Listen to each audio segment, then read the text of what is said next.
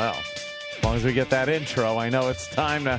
It's time to do another radio show. Broadcast, as they say. That's right. I'm so sad to hear this about the president. What happened? He did Letterman, apparently, and they said after the show, Obama slipped into a Manhattan church gym to play some basketball with his aides. I'm so sorry to hear that. I like the guy a lot. Oh, played with his aides? I didn't know that. That's got to be very difficult at some times because I don't think you have the Dorrance stamina. I really like Obama, too. That's a shame. Magic Johnson did that. Yeah. That's funny. And no one wanted to foul him. Sometimes you read something, you're like, I know that's not what they spell it different. But I hope the Secret Service has to look into you now for saying that. no, it's spelled AIDS. There you go. Of course. Speaking of Obama, did you watch him on Letterman?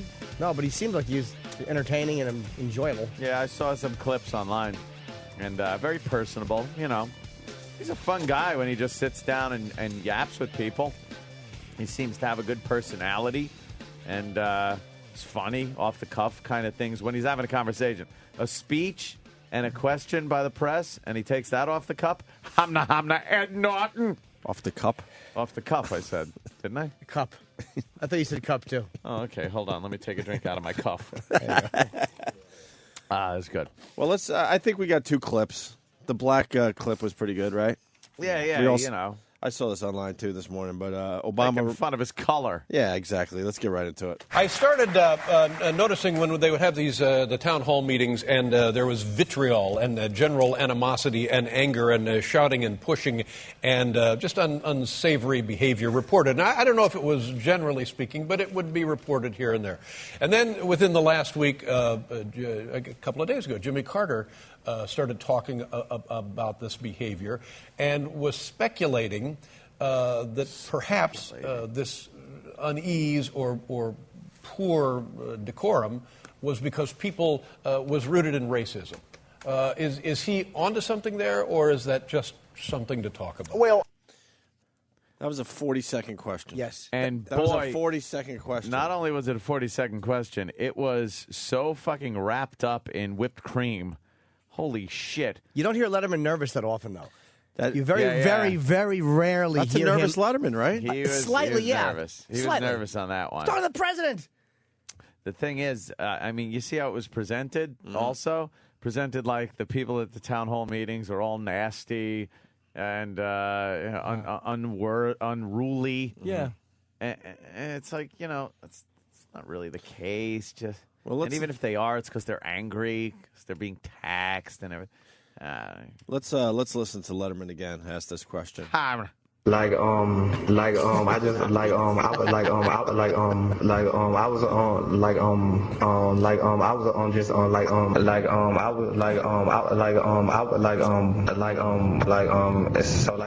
And now Obama. Okay.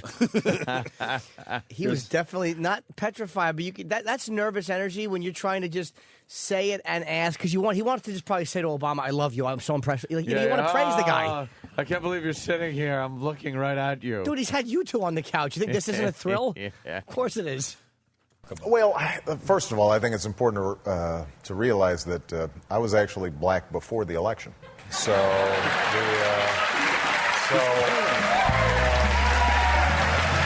really, this is true. This is true. So, How long have you been a black man?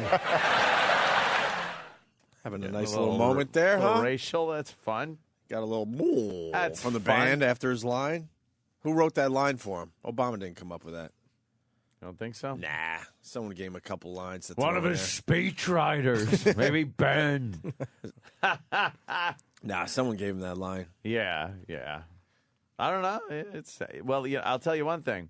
For a written line, if it is written, he delivers things very naturally. Mm-hmm. I mean, I do think the guy has a lot of personality. I just, A personal. So did Joseph Stalin. Very personable. I heard Adolf Hitler threw a hell of a schnitzel party. But, it's their policies that were a little off. That's all. And so the American people, I think, gave me this extraordinary honor, and that tells you, I think, a lot about where the country's at.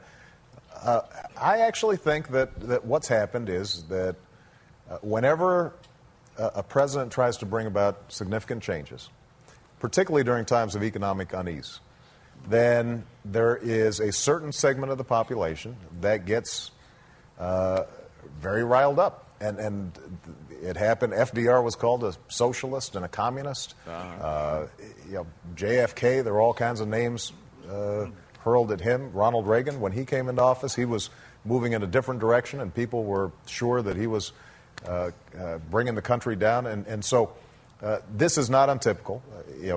One of the things you sign up for in politics is folks yell at you. But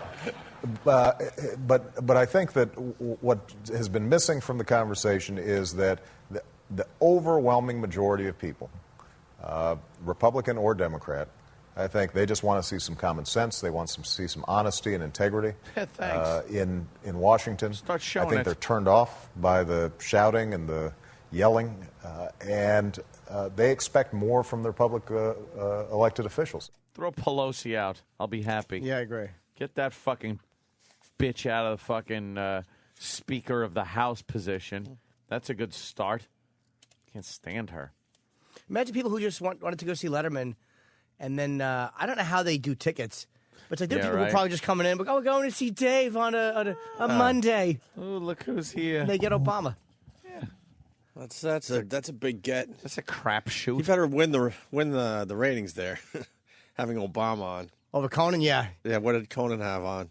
I don't know. Mark Maron, maybe? Just a regular comic? Paul R. Nelson. You hope that a night like that, Conan... Then again, maybe there are people who don't want to... If I was Conan on any night, or if I was Letterman, any night the other guy had the president on, you throw in the towel, and you realize you're not going to win that night. Or do they fight with a or how about you get some act or somebody on there that has nothing to do with politics, and for the people that don't want to, that don't give a shit. Get the lowest level politician in America. Yeah. Just some like dog catcher from some tiny little town and promote the hell out of it. Councilman from some just shithole.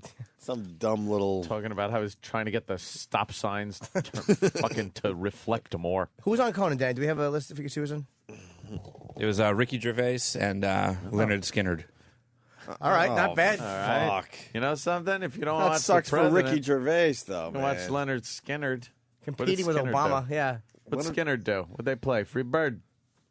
Yeah, what did they play? Simple Man? They're not stupid enough to play a new song to a national audience, are they? No, that's what they did. They played a new song? Yeah. I read it last stop it. Why would they you do that? Jeez. There's 2 members left in the band. Play the old stuff. That's what people want to hear. They don't want to hear new Skinnerd. What was the new Skinnerd song? I love Skinnerd, too. Give me 4 steps. I was listening to Skinnerd yesterday because of Jimmy. Because you were listening to Simple Man. I have my iPod So on. I cranked out a bunch of Skinnerd yesterday, but I don't want to hear new Skinnerd. No. I like that new. You know what though? That sing. What was the song you guys played that day? I don't know. To be honest with you, I don't know. Something about red, white, and blue. I fucking like that song, so I listened to some of his stuff. He kicks ass. That guy. Oh, he has a great voice. Van, right? He has a great voice, but then maybe he should started another band.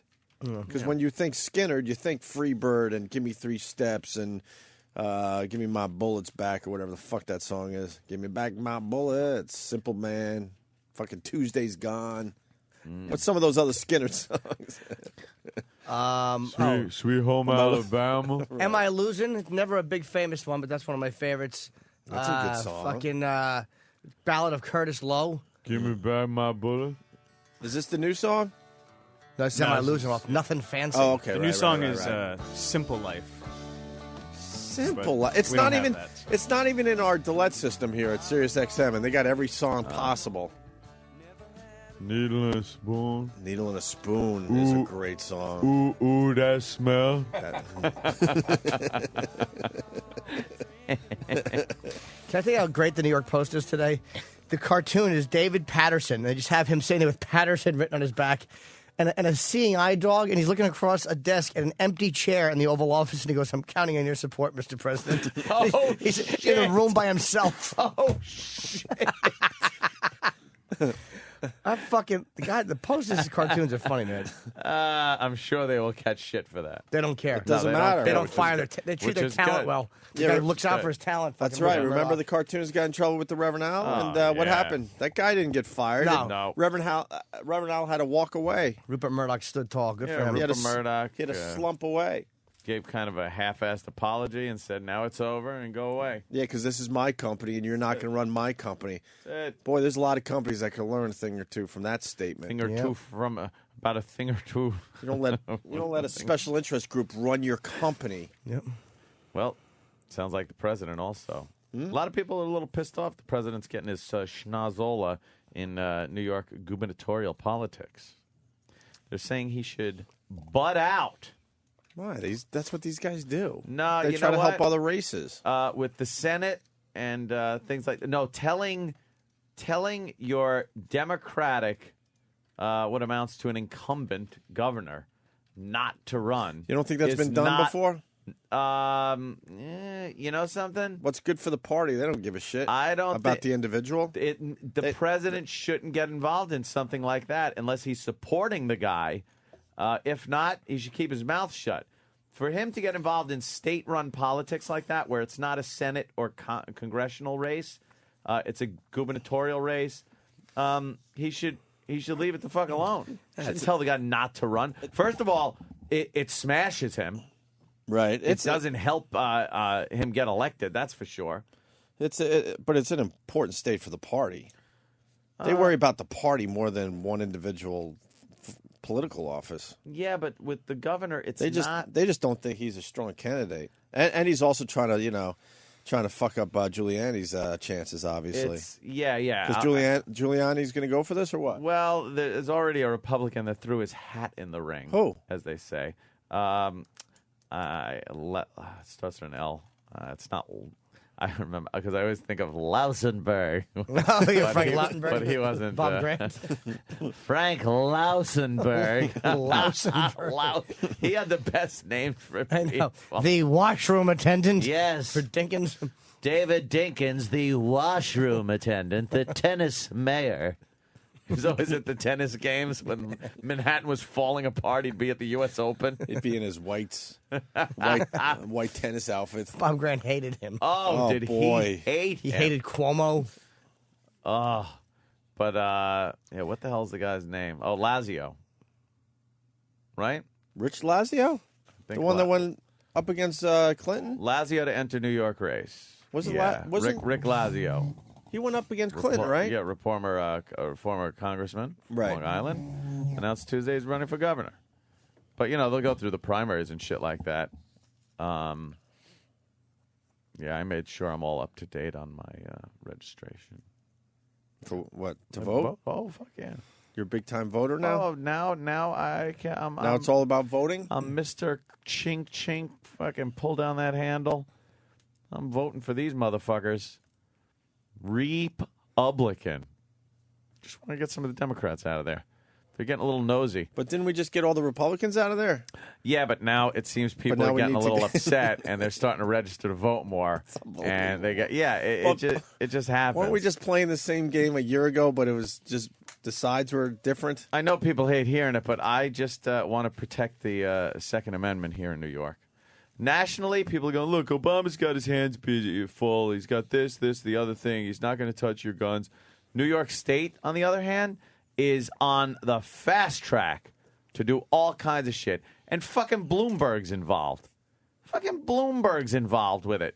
Stick to your city. Leave the fucking state alone, you cock. For the love of Christ. No reciprocating fucking gun licenses, so you can't go from one state to another with a registered gun. It pisses me off. Notice I like guns. Did a little bit. Someone's saying ADD much. President, Sweet Home Alabama, Patterson, President, tennis outfit. I can't keep up, damn it. Colorado Brandon. Oh, that was Dinkins, the tennis Yeah, there outfit. was sort of all politics in there. Dinkins had to be the worst mayor. Well, maybe Abe Beam. He was pretty bad.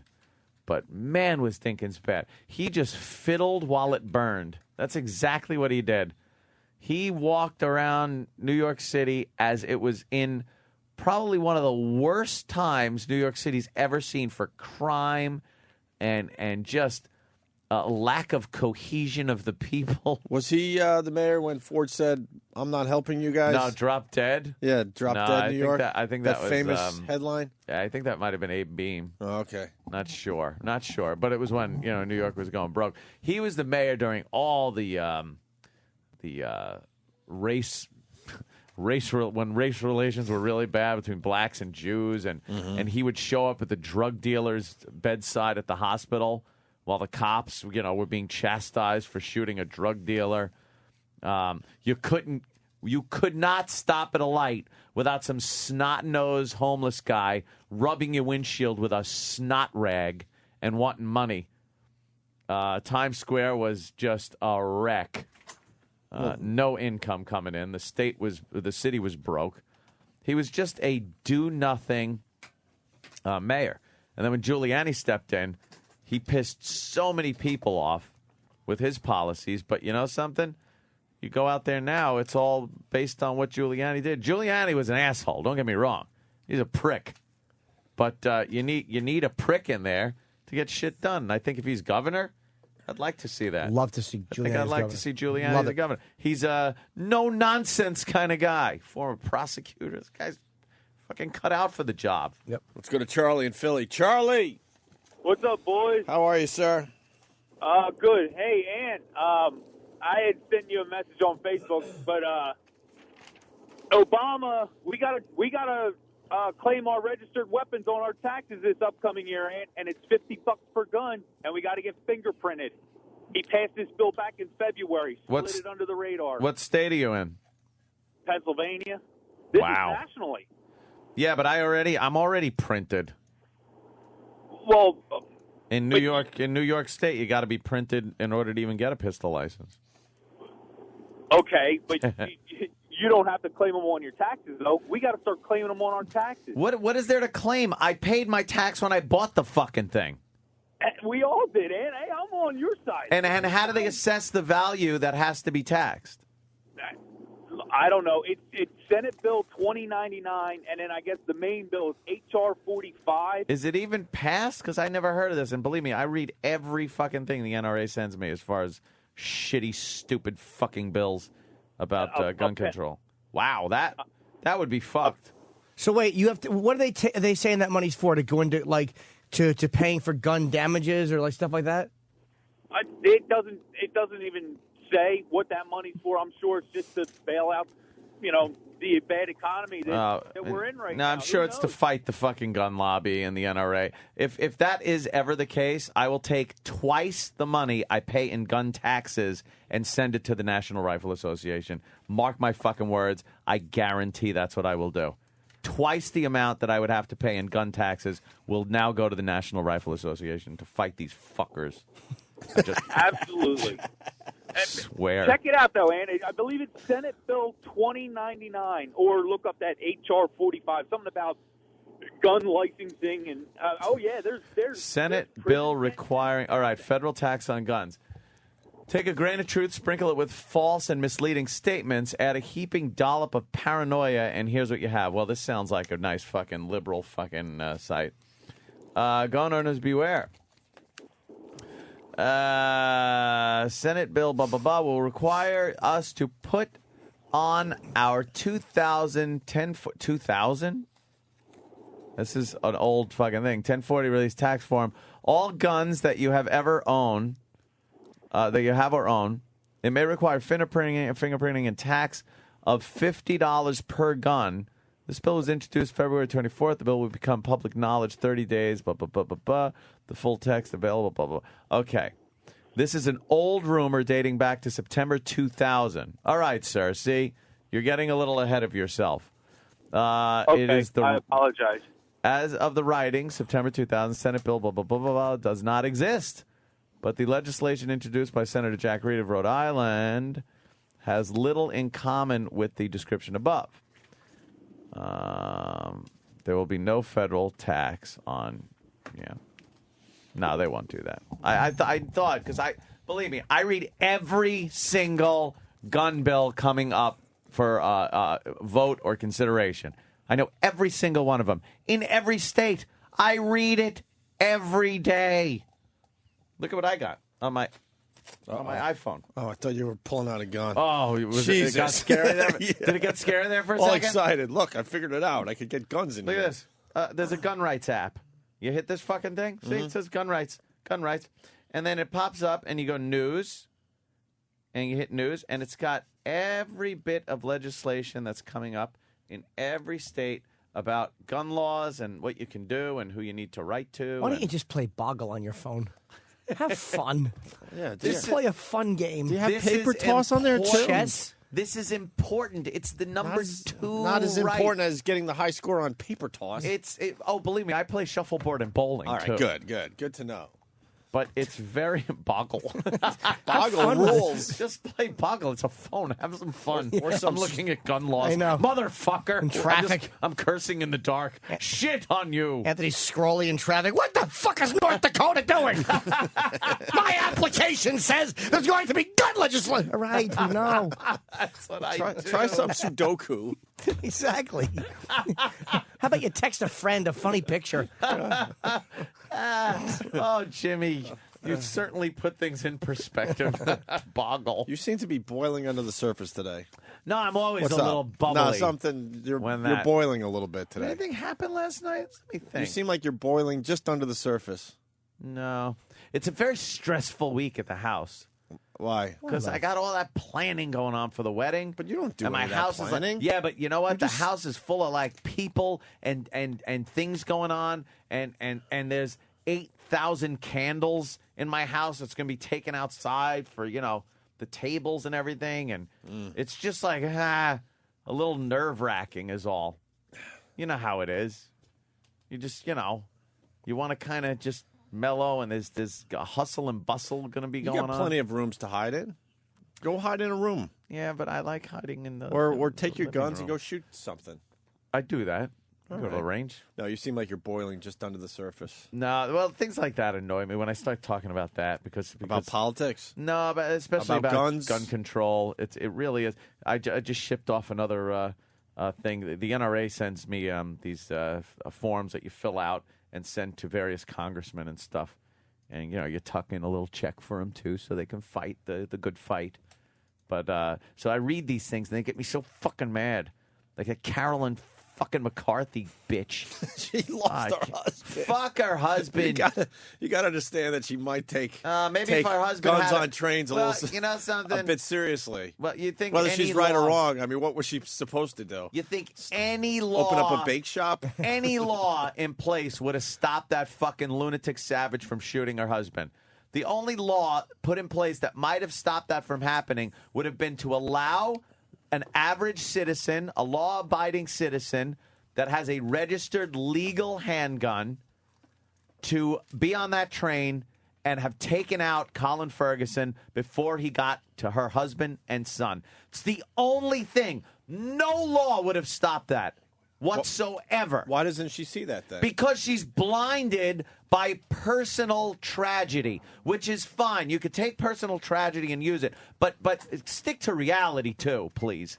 Stick to the realization that the only thing that would have stopped that would have been an armed, responsible citizen on that train also. And Ferguson had an illegal gun back then? Of course he did. What year was that? Like 94? I wish it was fucking before 1865, let's say.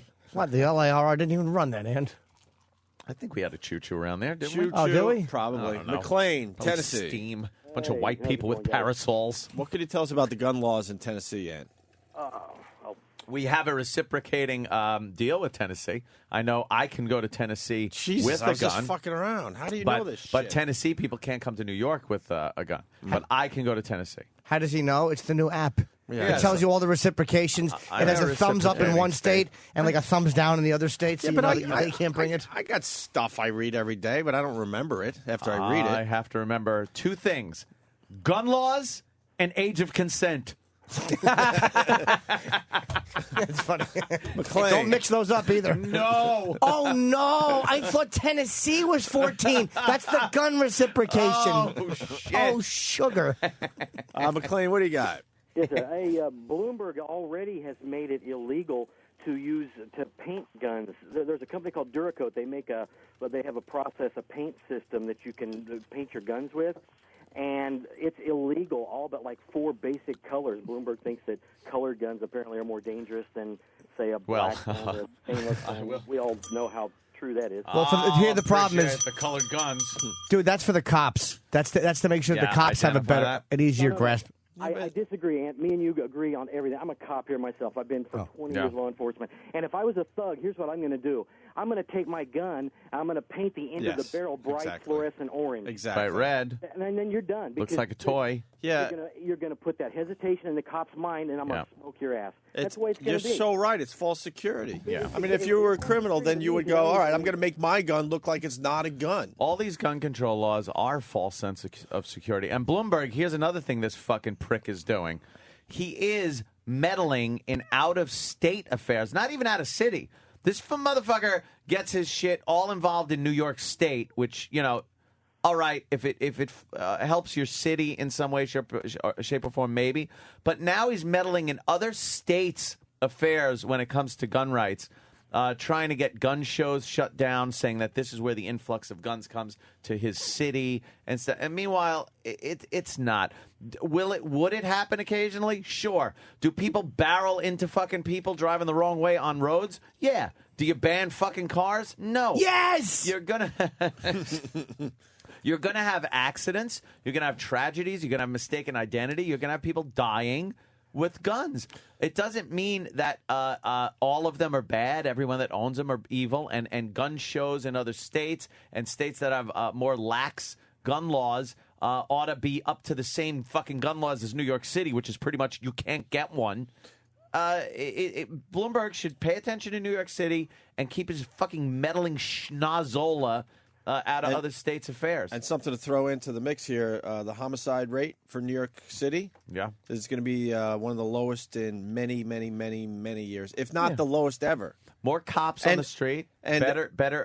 And the gun laws haven't changed in the past year, so why are more people not being murdered this past year? This past year, I'm not sure. Homicide. Well, that's a hard one to fudge. I know about other numbers. Here's something I know about other crime numbers. Crime stats. Was it in New the York app? City? Was it part of the app? This isn't part of the app, but sure it was. A lot of brass does not like when police officers make like burglary, rape collars, things like that. A lot of these things are changed in the paperwork. Like a burglary could be changed to something simpler, trespassing. A robbery can be changed to simple battery, things like that. And then it makes it look like the crime stats are going down. Oh, I see. And a lot of cops have gotten in trouble for having too many really serious felonious crimes collars. They are told, hey, why don't you write that up as this or write it up as that, because then it looks like your precinct, if you're the brass of a certain precinct, it makes it look like there's less crime going on. You just made me think of something. Is the cop still on the line? Hello, Oh, he sir? hung up? Okay. Because when you talk about, like, racial crimes, like, we're always furious that they don't classify black on white crimes as hate crimes ever, or very, very, very rarely. I wonder if that's because if X amount show up, like the white on black, you have to because everybody screams about it. Of course. But if it's almost like if you classify them all accurately, then it's going to look like your precinct or your town has racial problems. So many racial problems, right? So they don't want them on the books. Yes. You really got to look in a little deeper into people's intention when they do certain things, and I really do think I agree with you on that one. That you don't see that many black on white racial hate crimes because. I mean, there's a lot of that type of crime going on as far as, percentages and that type of crime goes. And it would make your precinct look like, wow, you got a racial problem here. Fix that. So stats are a waste of time. Stats are being fudged all the time. They're fudged to make it look a lot more safe and secure than it is. I'll say New York City is a fuck of a lot safer than it used to be. Hell of a lot. But you know why? Remember you used to walk down the streets of Manhattan when you're a kid, you walk through Times Square, occasionally you'd be like, wow, a policeman. And he'd be walking up and down the street. Now you see what are virtually soldiers in the street. Full automatic weapons. They're everywhere. Which I have no problem with. I like this. They have rapid response teams. There's national security. You go down into the train stations. Yeah. There's a fucking command post with guys with full automatic fucking rifles down there. That obviously is for the terrorism, but the average, pickpocketer. Yeah, he's not going to fucking... be like, you know what? I don't think I really should do this here. He's not going to be in front of that There's guy. a soldier a block away. I'm going to move on. A strong police presence. And the fact that a lot of these filthy areas had been cleaned up and businesses moved in has helped bring the crime rate down. Of course it has. Yep. But that has nothing to do with legislating against responsible citizens, regardless of what you're legislating. You know, it's... All right, let's go to Woody in Philly. Woody! Yes, sir. Hey, Ant, you remember a couple of years ago, I guess, Bloomberg went after that gun dealer in Atlanta, I think it was? Yep. Suing gun dealers that sold a gun to somebody, and then the gun somehow made it up here. Now, meanwhile, the gun store was legally selling a firearm. The second that firearm crosses a state line, it becomes illegal. It's an illegal firearm. It's not the gun store's fault that you're taking out. It's like blaming a car dealership. You fucking sell a car. The guy takes the car out, goes to a schoolyard, and mows down a football team that's playing in the fucking on the football field, and then blaming the car dealer for selling the guy the car. I don't like your example. I love it. I think a football team could handle an out-of-control car. Yeah, because they got shoulder pads and a helmet. They could figure out some kind of defense or something, and you know. They do one of those and get out of the way. More like a soccer team. All right, or a team. cheerleading squad. How about an or old a kickball folks game? Home? There you go. And they're just in wheelchairs and in their seats, reminiscing about a great past. There you go. And then a fucking Buick grill just smashes into their worthless burden body. Speaking of, I heard a commercial for an old age home coming in today. It couldn't have sounded more depressing. Oh. You heard it too? The old ladies? Yeah, they're making it sound like it's the greatest thing river. ever. I look at the Hudson River every morning, and I got some dear friends. I say good morning to the river every morning and good night every night. I came in and had lunch with some women, and I made some dear friends. Yeah, dear friends. And you just picture them smelling like powder and just dying off. Just a bunch of old broads rotting together. Where's Mildred today? Just trying Mildred? Yeah, they took her out in the old box. You didn't see that footage of the orderlies sneaking into Mildred's room last night? Mildred died with a twisted nose and a pillow tag mark on her face. Yes. The angel of death, that 300-pound male nurse got Mildred. Can you imagine living in an old age home someday? No. Have you ever been to an old age home? No, I shan't. It's just horrendous. People just screaming all the time. I can't. I did once for work. The guy was yelling, help. Help! Right. Help! He's in a wheelchair. Help! And the saddest part about that help, he's in the safest place in the world. And he's never getting what help he needs. Right. He thinks he needs help from like the Nazis or something. He's in a right. foxhole and he's out of ammo. He couldn't be safer, but he's screaming help. Yeah. He's basically in a womb at the end of his life. Yeah, it's done. It's over, Johnny. It's over. Just screaming all night long while you're trying to get a good night's sleep. You heard the commercial too, though? Yeah. What was it? For Riverwalk or something? Yeah, something like that. Oh, my God. It sounds horrendous. She wakes up and says good morning to the river. No one wants to say good morning to her, so she's got to talk to the river. Especially that filthy fucking river. Oh, I know. It's not as bad if you say hi to a lake somewhere or a pond. Yeah, something beautiful. Her own kids abandoned her years ago, so now the only friend she has is the river. She's looking at She Jersey. talks to the river. Yeah. Let me say hi to Brandon in Ohio. Hey, Brandon. Hey, guys. Hey, man. You got to find the video on YouTube. Basically, there's this girl out in Texas, and I think it was in the 90s, that she went into a restaurant with her parents, and she used to always carry her pistol with her in her purse. And she's in the restaurant, and this gunman comes in, and he starts shooting people, and she's talking about the whole situation. Her father gets shot and killed in front of her. She talks about how it doesn't matter how many bullets you have in the magazine, because the way this guy was he had numerous magazines on him, was walking around shooting people for no reason whatsoever. And then she saw her opportunity that her and her mom, she thought they could get outside. And, she goes to take her move. She's like, Mom, all right, you run with me. And right as she gets to the door, she turns around and sees her mom getting right with her husband, laying there with him. And the gunman walks up behind her mom, puts a bullet in the back of her head. No, there's something missing from this story. The point where she pulls the fucking gun out of her purse and starts shooting back. Yes. What happened? She talks about that she first reached for a pistol in her purse thinking that, okay, he's done. He's not going to go anymore. But then she realized that she's a fucking idiot! Yeah. Guy's already killed fucking people. If he's still in the establishment with the gun in his hand, shoot him. You have fucking cause to shoot that motherfucker. Especially if he just killed your dad and he's still there with the gun in his hand. He still poses a life-threatening situation. You fucking shoot him. Oh, she was stupid then. You got to be ready and prepared at all fucking times. I don't care if the guy's got fucking 18 clips hanging from his fucking body.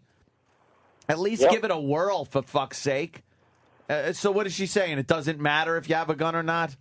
No, she is pro-gun constantly. She says that if she would have had her gun on her, that she regrets it every day that she did not have her gun on her, that she could have killed this gunman. Oh, she didn't have it. Why didn't she have it? I thought she had it. No, she usually had it in her purse, but then she started leaving it in the glove box of her car. Oh, God. It's all the time or none of the time. Either you carry it all the time or get the fuck rid of it. Yep. Shit. I carry mine all the time. Fucking creeps. All right, Brandon. All right, thanks, guys. Thank you, Brandon. Phones are lit. Do they want to talk about old age homes or more gun stuff? How about both at the same time? You should have them just wander around in the ranges. Yeah, really. Fucking rolling back and forth in their hover chairs. Oh, fuck. Doing those circles in the hover chair. I say good morning to the river, and I say good night. I've made some dear friends. I don't think the deer is close, but the word was even worse than deer. Dude, I know. And I'm sitting there like, you just met this old bag 2 weeks ago. You've been alive for 80 years. They can't be dear friends. I have laughed They're at that commercial now for a while because it's been on find like 88 or 10-10 wins or something. Yeah, it's 10-10 wins. So, and it's the word she uses that made me laugh, too. Yeah, it's a like, what? horrendous word. She made some what kind of friends? It's not deer. Yeah, it's not deer or lovely or...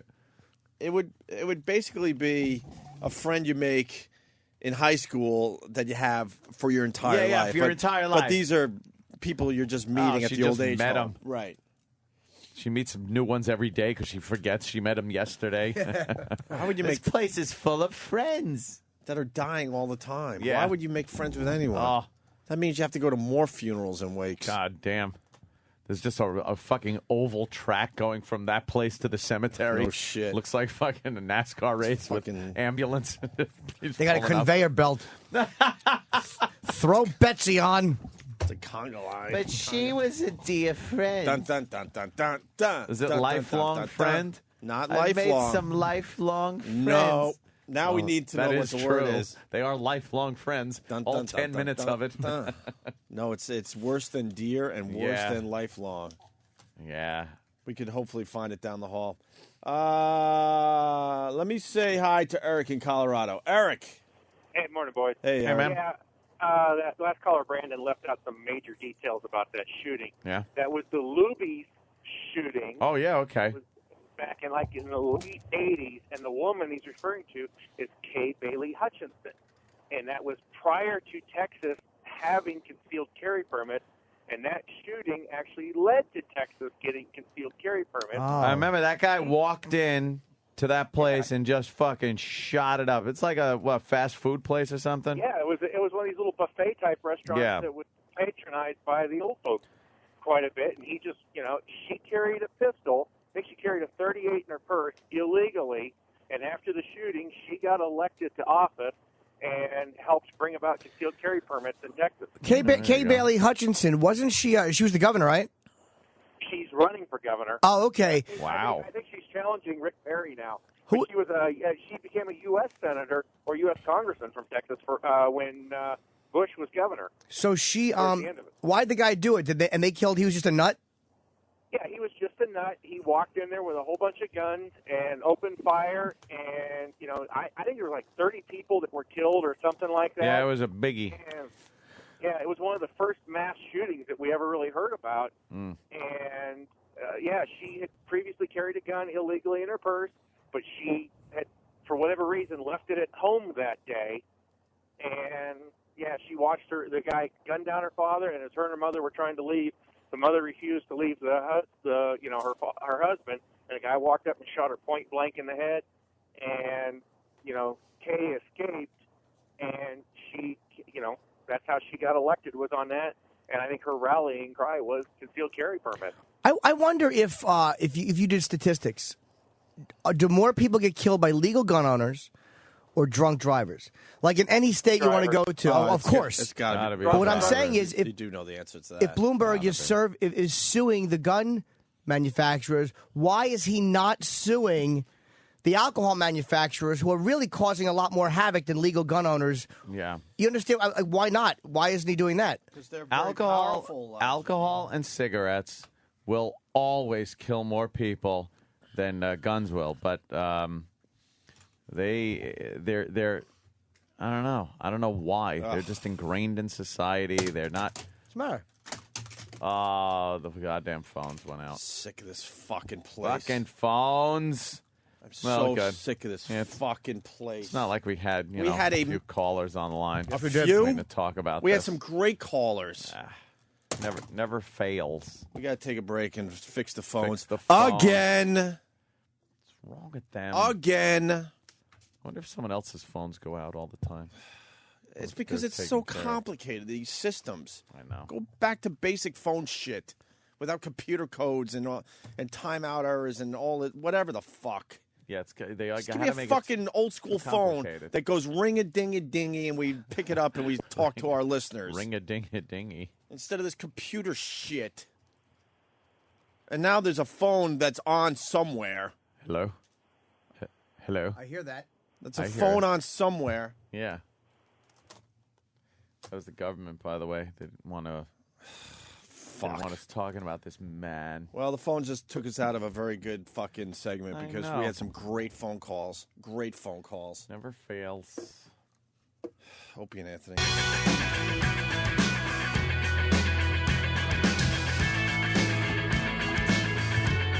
I hear U2's got a bunch of remastered CDs now, too. I guess that's the thing. On the top of one of the cabs yesterday after the show, they're promoting remastered U2 CDs. Really? So I guess every band now is going to go that route to get even more money from us. Yeah, of course. You bought this already. Now buy it again. See, that's the George Lucas school of thought. I think the phones are working again. So Are they? I think. Ooh. Instead of worrying about Oprah's pate or pad thai, whatever the fuck you call it. Bootay. How about this? Instead of worrying about Oprah's, hors d'oeuvres, how about you take care of the show that's here every day, working their balls off, not the show that comes in once every 3 months and does something. Absolutely. As a goof. Take care of the morning mashup. Right. Yeah, take care of them too. Take care of the shows that are here, working their balls off day in and day out. They roll out the red carpet for someone that shows up once, a year maybe? Maybe that's why. How about you make sure our phones are working every morning? Enough. We're taken for granted. You think? Yeah. No red Anthony, the carpet. Colts beat the Dolphins last night, Monday Night Football. Did you Yes, watch? They did. I saw the highlights. Know what I was seeing in the paper today? And I need Jimmy's help with this because he's a Cowboys fan. Me. That fucking screen they got at the new stadium is ridiculous. Gigantic. I didn't even see it. It is silly. In Texas Stadium? Did you see the picture in the paper today? Yeah, I thought It doesn't look real. I thought it might have been a perspective thing, like the picture was taken closer to the screen and the background was further away. I'm not sure. It looks. It's 60 yards long. It's 60. They got a 60. It's the largest HD screen. I need ever. that. I'm looking Where at can I put that? I'm looking at my TVs. Yeah. and I'm fortunate enough to have some nice big TVs. Sure. But I'm looking at walls in my house going, all right, let's go with this technology. Go for it. I'm going, that whole wall, I'm pointing at an imaginary wall that would be in my apartment, TV. should be a TV. TV. Because it's obvious we have the technology to do that now. Why is there AT&T fucking signs next to the screen? You probably bought the space. I'm just saying you can't Paid MMS money. a photo or you can't get fucking phone calls. That is sick. That doesn't even look real. It's a 60. Wow. And it's. All right, listen. Hey, it's Dave from Upstate. I'm not even answering the phones right now. Hello? What? I'm not answering the phones right now. Opie's not even standing by the mic. No, the phone answered itself. Why? It's not supposed to do that, is it? I don't think so. But make sure Oprah has enough olives. Maybe it's a new... Jesus Christ, I'm not even answering the phones right now. We're talking about a fucking screen. Maybe it's a new feature where the phone decides. I don't when even we know how should to hang take up on the call. guy because it's an imaginary call coming from nowhere. Literally. Yeah, there's no arrow there that says it's picked up. I could see it from here. Where are you from, sir? Hey, this is Dave from Upstate. Congratulations, you have your own radio show. We can't hang up on you. What do you want to talk about? It's all I'll hang you. up on you. Hey, things could be worse. Opie, all Popeye's restaurants could run out of biscuits. I'm punching out. Bye. He's a lot nicer than I would have been. Yeah. I guess this is Madden. Yeah. They're playing Madden on the big screen. That's not the fucking real game? No, isn't that sick? That's a video game. And your mic just went off. Oh my god. Oh my god. Oh my god. Hold on. Oh no. Oh no. Oh no. Oh no. It's a Samsonite commercial. I mean, American Tourister. Jimmy? Oh my god. It's coming apart at the seams. I know, you were talking into it, and then everything went But make sure kablooey. Oprah has cheese and crackers and has a frozen zone. What is that What is now? that now? Well, your mic's on. Put them on. It's weird. It's a cool sound. Everything's coming apart at the seams. It's the apocalypse. You hear that? It's like a bomb dropping. And by the way, last time I walked off the show because I was frustrated, he almost fired me. So I guess I got to sit here and deal with this shit. Because I want to just go home now. This is ridiculous. It was sheer and utter garbage pail abuse, by the way. Fucked up my foot. Just talk, Jimmy. I am. Touch your mic a little bit. Touch. Oh, shit. Oh. What happened? It sounded like a crinkle in my headphone. Oh, now you're back. Oh, now you're back. Like a shock. Like a that's why I threw my headphones. Yeah. I'm not touching this mic. It's literally just hanging out in front of me. What happened? I don't know. Things are coming apart. When the machine breaks down, we break down. Just want the mic fixed. I think that's better, but touch it again.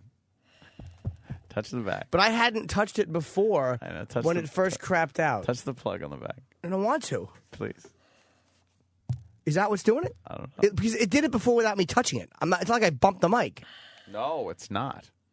Hello? Okay. But Oprah had her pigs in a blanket, right? Hey, 'Cause that's Jason, important. you're still there? What do you mean is he No, he still hung there? up. He hung up himself. Yeah, but it's Holy shit. All I right. didn't touch the fucking phones. voice activated. Hello? I like it.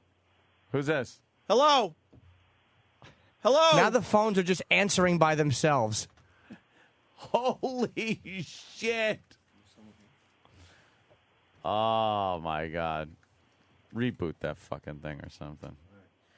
Yeah, that's That just answered itself. No one that's touched the useless. phone. Something's completely fudged with the phones. Must be rebooted. Hello? That's a big screen. Hello? 60 yards or something like that. It's amazing how they can get that to work in Texas Stadium. Yeah, that technology works. Your mic work? Mine? Yeah, you're on. There All we the mics go. are working. Thank God. As long as the most important thing. No, your my mic. Oh, your mic is shit. Jimmy's got a bad. Because something goes on here after Ooh. our show, but they claim nothing happens. That people aren't coming in here and fucking around with shit. Hello? Yeah, you have a bad XLR plug on there, Jimmy. Now it just. Now what? I Now just it's hear this gating noise. out. What's gating out mean? It means when you talk, that goes away. Don't so use we just big have talk. To keep talking. Well, we'll keep talking because the second it gets quiet, then the sound comes in. Listen. Well, let me think. Okay. Montclair this Saturday, 8 o'clock, the Wellmont Theater. Since, my commercials are apparently too long on the channel and everybody's upset. 877-935-5668. Don't cut this out of the replay. It's part of the live show. Do you hear that noise?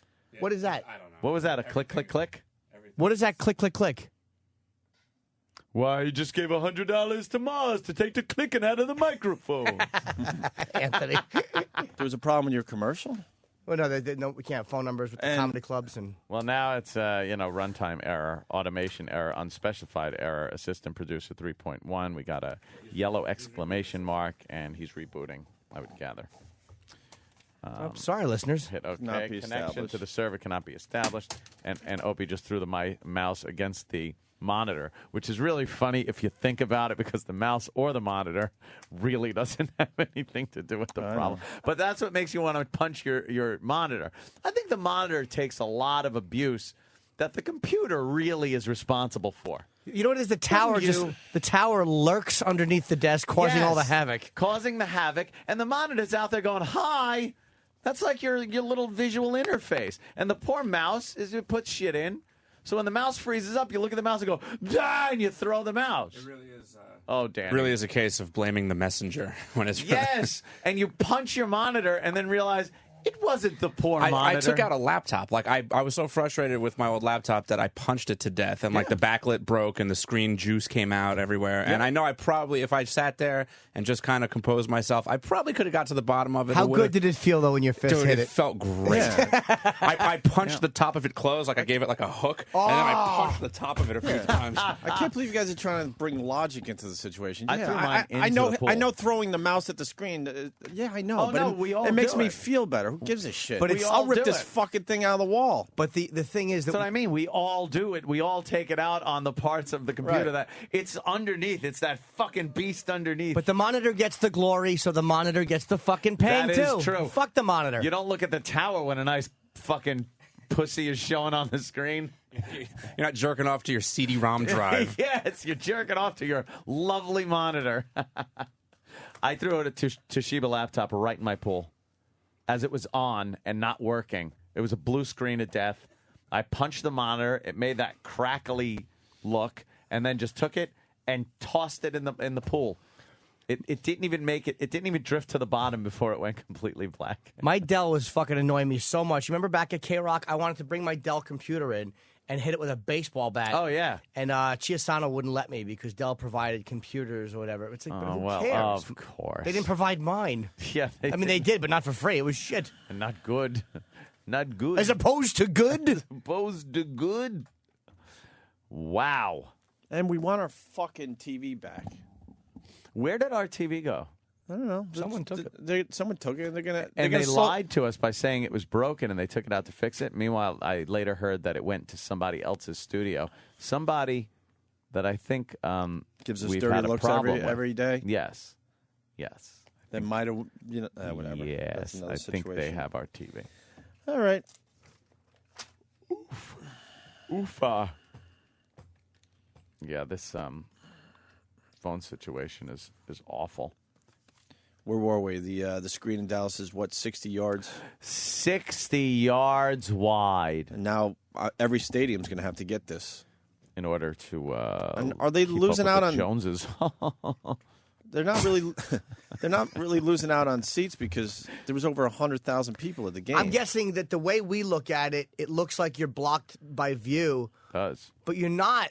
It's obviously above the middle of the screen, so everybody can probably look down and see that. It's just the way it looks like it's blocking views, but I'm sure it's not blocking anybody's view. Is it two-sided? It's got to be. It can't be two-sided. That would be impossible, That's insanity now you're talking. Is it? Oh, I think so. That's crazy. Now you're talking crazy. I think it's up on the side.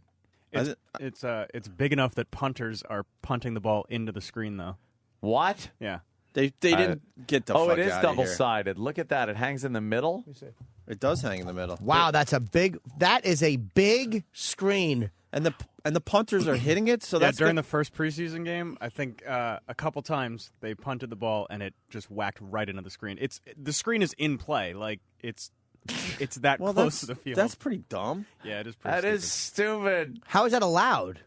So what happens if you hit the fucking screen with the football? They let play continue, but the last I read, the NFL was looking into They let what it. they're So gonna do the guy about it. punts, it hits the screen, and it just bounces down. The guy had a great kick, a lot of air time, and now it's fucking right at his feet again. So who didn't do the math and figure out that, well, it has to be this high so no punts hit it? I am sick and tired of taking flack for this. Ted's screen installation emporium is not responsible. There was a smudge on the thing. I thought it said 30 feet above the field. 30 feet's a Yes! little low. Somebody had to duck, actually. That is a little low, Ted. Yes, I wheeled it out on a cart and I just left it on the 50-yard line. Wait, that's an actual seat at Cowboy Stadium. All right, that's a shitty seat. Look at that. Wait, there's a picture on the screen of an actual seat of the stadium, and it's on an angle, so you see from what the 5. You got about to the half of the 30-yard line. I Half guess. of the 30-yard line on one side. It goes from like the 15-yard line on the nearest side of the field to you to maybe what, the 30, the 20? No, you can see all the way into the end zone. That's before I don't know the what that stadium is was. there. That's It's before like the under- stadium. it's like under construction, It's I still think. under construction. They were just showing one of the seats. Wait, there's 100,000 people can go there? Yeah, there was over 100,000 at the game on Sunday. The They Giants have, and they Cowboys. have standing room in the It was in the end zones. That could be the shittiest seat available in any stadium Nah, there for was anything. Nope. No? There's a couple seats at Fenway where you literally sit right behind a pole. Oh, at Boston, the old Boston Garden was bad, too. There's from some at what the I new hear. Yankee Stadium where you can't see right field. The new one? Yeah. What? can't they see didn't, right They didn't field. realize it.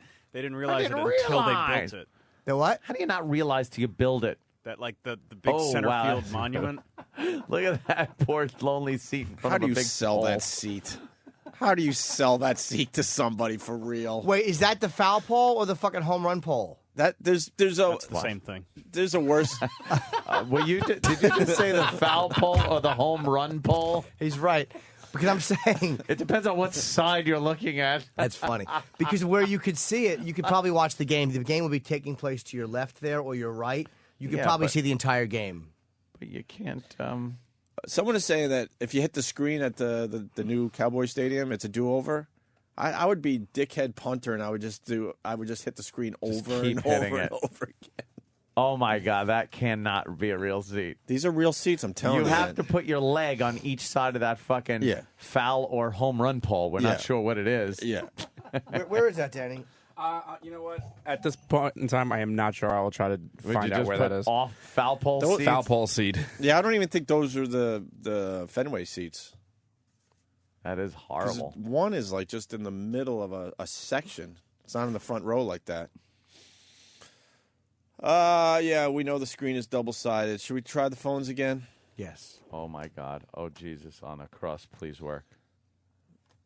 Oh boy. Dave in California. Dave. Hey Dave. Yeah, morning, boys. Hey. Yeah, after that first preseason game, the NFL told Jerry Jones he had to raise the screen, and it was $25 million, and he told the NFL they had to pay for it, and that's when they came up with that rule. If the punter hits it, it's just a dead ball, and it's a do-over. Is it happening a lot? I think they've hit it 3 or 4 times, and Jerry Jones was saying It's that only the been guys are one trying to game. do it on purpose, so it 2 was a games. conspiracy. You got a video? Maybe we got a video of Yeah, that. I want to see a video of it hitting the big screen. How great would it be if the screen came down? Oh, fantastic. Crushed the entire team. No, it's in the middle. No one's in the middle. Don't joke that happened at Nassau Coliseum. All right. Yeah. The whole thing went No one was hit playing the at ice. the time, though, right? No. Unfortunately, the Islanders weren't on the ice. oh, heck, we need a new team. Punt hits. Let's go to yeah, Bob in all right. Delaware. Bob. Hey, how you doing? Hey, Bob. The NFL rule is you can't have anything obstructing under lower than 90 feet. Okay. So they put the screen at 90 feet, except the average punter punts about 110 feet Oh, high. yeah. Oh, that's going to be a major problem. that We're looking at flat. video. The Well, guy. when the Colts first built their stadium, the owner had their punter come in and they put a bar at 90 feet high right in the center of the stadium because he was going to put a screen in there. And the punter hit it 6 out of 7 times. Yeah, of course. So they decided they had to use a wall to put the screen up. But Jerry Jones spending all the money, it would cost about $2 to $4 million to move it. How much did the stadium cost? The stadium was $1.2 billion. It was $1 billion. Okay. Yeah, it was $1.2 billion. The screen itself is $40 million. Yeah, the video we're watching, the punter, is killing the screen. It's Man. not. It's Your that he's just barely hits, getting it up over there. 100 feet. Yeah, it's slamming into the thing. So what they're going to have to do is Jerry Jones probably realizes he's going to have to raise it. So the NFL will just have to pay for it or split the cost. Just cut a big divot into the bottom of it so it could pass through the screen. Put a hole in it. You can't have that in your new stadium. But how about if you're the punter and you break it? You hit it so hard. You break it, you pay for it, sir. Learn that as a child. Yeah, I'd imagine that's with a hymen. I'd imagine this football isn't breaking that screen. Look at that thing. God. All right, thank you, sir. You're very welcome. Let's go to Tony in Dallas. Tony. Hey. Hey, what up, guys? Hey, buddy. Hey, that TV, 600 tons. 600 tons. 1,200,000 pounds it weighs. Wow. And as far as the kicking goes, it's supposed to be 85 feet, and they put it at 90. That's why Jerry's got it on his side, saying that he's not going to pay for it because he went 5 feet above with it. It's the new Sony E-Rock. Why? All right, guys, because it weighs a lot. Oh. Let's go to Bill in Maryland. Bill. Ant. Yeah. Unnecessary. So, Hello, Bill. You can fit on one side of them screens. You can fit 2,052-inch screens on that one side. But why would you want to do that? Exactly. Everybody watching different shows. Silly. There's not 2,000 channels on And the then cable everyone system. would have to bring a 52-inch screen, and someone's got like a 50-inch and gets yelled at. It just sounds complicated, sir. Your whole idea is silly. I say they just put one 52-inch screen, let everybody enjoy it. Yeah. Hand out binoculars. Bring your opera glasses. Let's say hi to Mike in New York. Mike? They were saying that U2, like the 4th or 5th week when Dallas has their bye, has a concert there, and their stage set up, I guess, is the largest in the world. That they're footing the bill to raise the screen, and that when they raise it, they're just permanently leaving it like that. How tall is U2's fucking set? U2's they're a short band. Why do they need the screen? I know. Bono's not that tall. Why do they want to raise the screen? Do they have pyrotechnics or something? They have the largest stage set up in the world, literally trailer after trailer. That's what they're talking about, Mike and Mike. That Jerry Jones is just leaving it. NFL's fine with it. That when they come in to do their show, they're raising it. They're just permanently leaving it. When are they going in? It's like the 4th or 5th week whenever Dallas has their bye. Because I'm supposed to go in there and do a show at the new Texas Stadium, but I have 9 tickets sold. And they're thinking of canceling it. That could be a problem, Jim. Yes. I'm like, it's only 100,000 more. Steve from Bayshore has got a great idea. Build a screen 30 yards wide, but only 2 feet high. That's great that Steve from Bayshore has a great idea. Perhaps he could submit a great joke. Oh, you bastard. What's that for, you bastard? Let's go to Vegas. All right. When? Nope. It's actually Vegas and Maryland. Oh, shit. Vegas. How do they do that? How you doing? What's up, Vegas? Hey, Kenny, you know what we got for next? At FedEx Field, where the Redskins play, Yeah. they have concrete columns that obstruct view, so you can't. When the ball's kicked in the air, you can't even see a kickoff. You have to look around it or try to view it on the TV above you. But other than that, your view is obstructed on any ball that's probably over 30 feet in the air. That's U2's stage? Wow, we're just sorry. Sorry, sir. We're God. looking at U2's stage set, and it the is fuck is wrong with these ridiculous. guys? It looks like the giant mechanical spider from Wild Wild West. Yeah. Oh, it's got a giant circle screen hanging down from it. What is wrong They with probably this show band? political stuff there. Oh, I bet. That's why they only do a 100,000 people stadium. They show starving Africans and things like that, things that evoke your emotion. And It's got to be weird for a band. You start as just a bunch of guys in a club somewhere, and you end up turns doing into that this? years later. U2 is paying $2 million for one gig. Why not just do it with a smaller stage for one show? Never. I would absolutely be crying. This guy drives a. Holy shit! Look at this stage. It's unbelievable. What the fuck? It's like they build a little city. Well, they don't need that thing on top. Yes, they do. They're U2. It looks for like the a love of God. It looks like a lobster, fucking like a big, a crab leg or big something. Crab. Looks like a king crab leg. Yeah. Delicious. Let's say hi to Derek in Kentucky. He drives one of the tractor trailers for U2. Derek. Hey guys, what's going on? Hello, Derek. Are you on the road right now? Just off the George Washington Bridge. We're heading over to Giants Stadium. We start setting up there. SEAL team came in a couple days ago right after the Giants and Giants game, and we're actually just coming from Boston up at the Gillette Stadium, traveling to the Giants Stadium. Wait, when is U2 playing Giant Stadium? Load-ins today, be tomorrow, and the following day. You set that up, What- they set that up that quick, huh? Wait, U2 is tomorrow night? U2 is tomorrow night. Weren't we supposed to do something with that, Ed? Yeah, not Why do go, we even not have go sales to it? meetings? They all ask us a bunch of things. Would you be interested in this, this, and this? And then none of this stuff comes true. To fruition. Get me Yes. fucking U2 tickets immediately. Now it's a Ron and Fez bar gig. Oh, that's the Guinness thing, right? That's part of the U2 thing? Yeah, yeah. We got a total of 48 tractor trailers, 36 flatbeds. Total for the whole tour is 206 tractor trailers. Are you shitting me? How much does that cost, dude? Like, how could they be making money off that tour? I don't know. They charge How could they make money? $500,000 a ticket. Jimmy, where have you been? No, I mean, I know. What's the average ticket for U2? I don't even know because I'm a little out of touch these days. Huh? About $250. For an average seat. That's the lowest price ticket, $250. $250, Jimmy. I saw the Who for $8. Exactly. I think we all remember. Most of us remember the days you spend less than $10 to see a concert. Yeah. Bono fucking talks about $250 giving money and being all this. How about you don't rape your fans for $250 a ticket so you can have a giant lobster claw over you? I also $250, I'd pay to see Jimmy Norton. Who wouldn't? Oh, Jimmy capitalism at its best, right there, Thank my you, friend. sir. You know something? I'd also love to know what kind of damage to the environment 250 tractor trailer exhausts are putting out. Oh, we're all on good emissions now. We all got the clean engine. Yeah, it's still diesel going. Bah! Yeah, but when you're driving on the highway, you don't see that shit. Bah! You don't see that shit pumping out of the vehicles anymore. That's a pretty big fucking carbon footprint, Bono. Yes. Way to go, Bono. More importantly, I need U2 tickets immediately, and whatever day I go, then the next day we take off. Let's get this done immediately.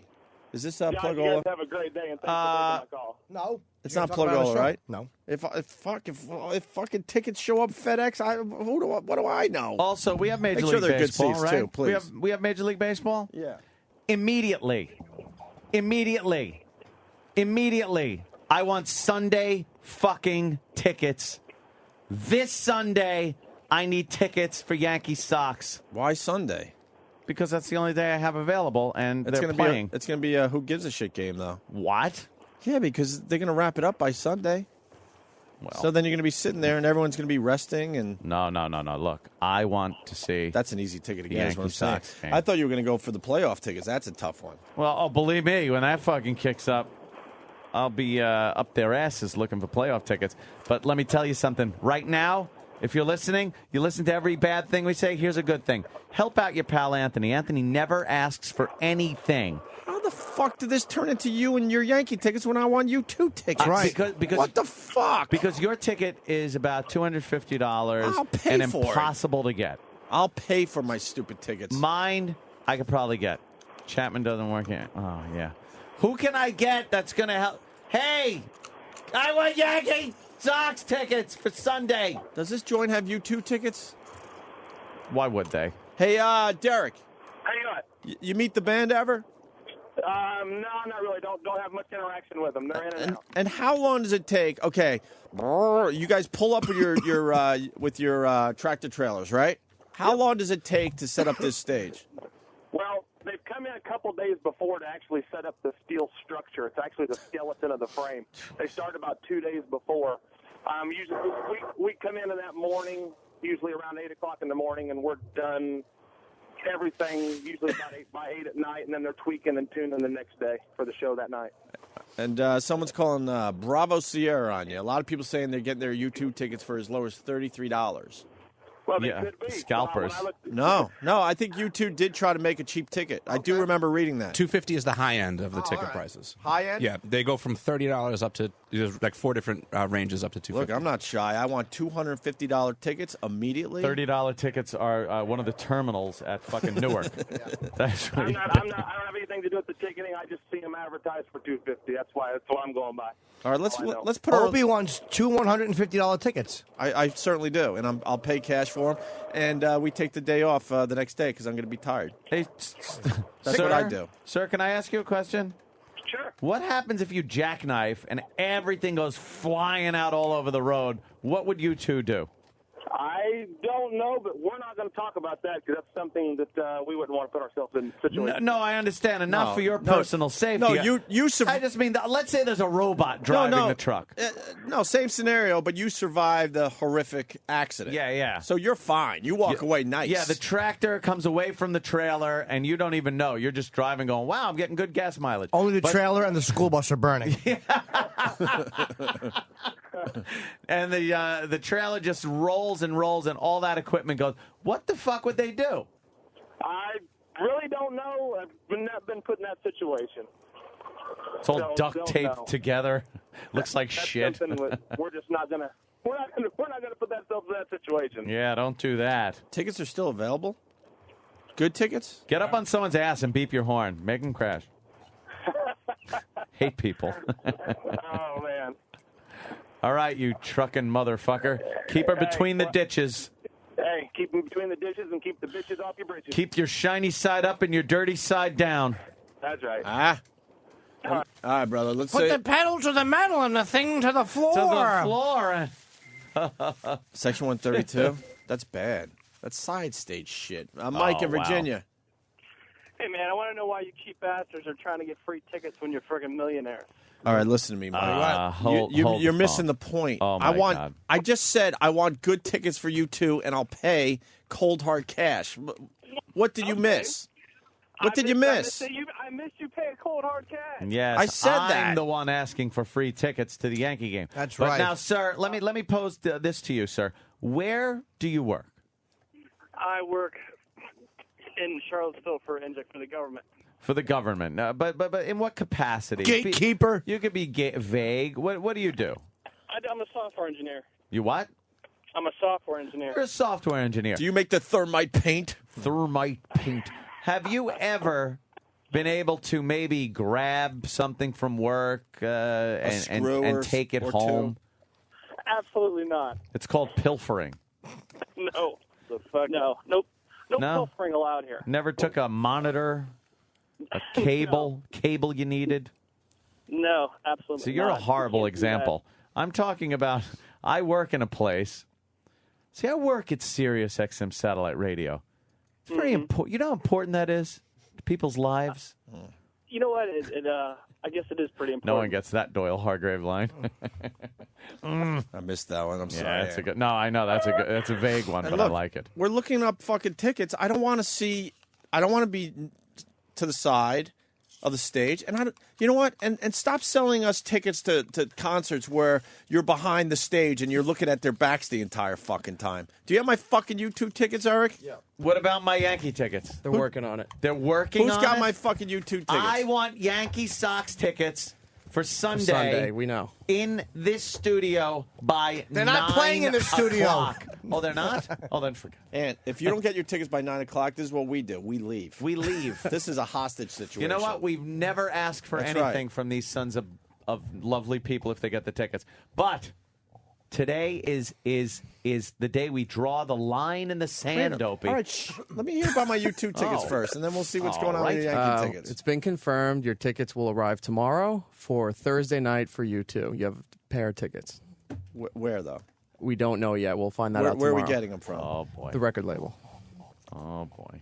Record label. Do they have good seats usually? Record label? I would assume Yes. so. We're taking Friday off, boys. It's for the Cowboy Stadium, though. We're taking Friday off. They have. Oh boy! And they're working on my Yankee tickets. And Yes. and we're Now also they have taking Major League Monday off. Baseball.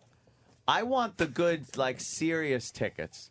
I want the tickets that they give the Behind home plate? I want to be behind home plate on the cell phone waving, going, "Hi, Travis. Hi, Danny." Those are readily Hi. available. Nobody buys those. No one buys them, No, especially this season. They don't. They're too expensive. Well, that's the ones I want. Who contacted you about my U2 tickets? Somebody from management, the new guy, Gary. Ooh. Hey, I don't know any Garys. Who's Gary? Who's Gary? Oh, Who is you he? know him? Who the fuck is Gary? Who's Gary? Stop! Everyone knows him. Hold on. Where's Gary? Hold on while I remember. Who's Gary? Hold dude. on. Who's the bald Gary dude? No, shh. You're talking about Gary Schoenwetter. Stop looking it up, Ant. No. He met us the other day. He's the senior director of Rock and Partnerships. Really? For Sirius XM right here, it's Gary. radio. Are you Gary? Of course he is. I told Shit, you he that. caught me with my iPhone now. Are you Gary? I'm Gary. Did I we have meet your you? info in there. You did long ago. Yes. Oh, A week all ago. right. Remember, it was a week ago. I got his wonderful email, by the way. It says, "I'm excited to have the opportunity to work with both of you and help continue to build the channel." And then he's got his contact. You didn't get that email? And I put his contacts in my contacts, and I saved your email, by the way, because I thought it was very sweet. I feel honored.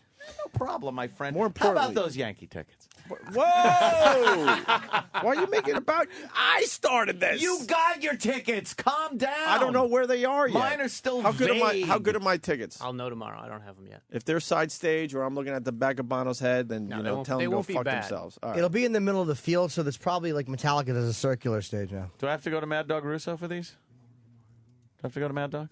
Probably. I'll go and sit with you. Kenny- Oh, my God. Imagine having to sit with him. Does Kenny realize that we're on the air? What are you doing? Kenny's talking. He's trying to What get is he? Iraq, what is he tickets, too. saying to you? Could I kiss your neck? Suggested, It's pelican-like. he suggested I remind you the last time you got tickets for Giant Stadium where your seats were. For a concert. Oh, for a concert. Oh, Where were they, yeah, Kenny? Kenny, you tell him. They were the bring your own binocular seats. What show was that? I don't even remember. It's amazing. Old Teensy Belt fucking remembers that. Oh, he does. You know what? I think Svelte Belt. he's right. He's Really? right. Yeah. But now, who got those? Was that XM days? I don't know because I ripped them up and never went to the show. Was it back to XM days, though? Yeah. All What right. show was it, Kenny? The Stones? Oh, it was the Stones. You didn't go? No, I did go. I want that blue section right there. That right there. Right there. Give me the price of those, Dan. $900. No, it's 2,600. How much are they? Well, it goes. The range is from $525 to $2,625. Who the fuck's $2,600 to watch those fuckheads play a game? I need 2 of the $2,625 tickets in my possession before 9 o'clock, and I shan't be paying for them. That's easy because it's a who gives a shit game. It's fucking Yankee Sox. It's never a who gives a shit game. It's going to be who gives a shit because it's going to be wrapped up by Sunday. I'm telling you. It's going to be wrapped Kenny, up. where were my seats for the Rolling Stones? I remember the Rolling Stones stage at Giant Stadium was in one end zone. The whole end zone was the stage, and it was like 3 stories. And where were my seats? I wasn't referring to that show. I was referring to another show where What show? Sirius gave. Or was it XM? I haven't been No, to it was Sirius. Oh, it was. Yeah. Was it which one? The police show? Where I was looking at the back of Sting's head the entire time? Ooh. You want to write it down? Dugout? Yeah, I want dugout seats. Oh, Kenny's going to attempt to spell. 900? Man. I didn't go to No Doubt, you fuck. I went to No Doubt. Opie went to Madonna. Get your fag concerts right. I did go to Madonna once. I sure did. Yeah. A lot of gays there, huh? See, when I went to see No Doubt, there were a lot of young girls there. When you went to Madonna, there were a lot of gay men there. Yeah, it was flaming. Hot? Actually. Oh, sorry. What? Oh yeah, the tickets for my wife are horrendous. Oh, for what's the concert? Horrendous. Madonna? I forgot about that. No, Ricky- it's for Ricky No Martin? Doubt. Oh, for No Doubt. Oh, so you didn't go?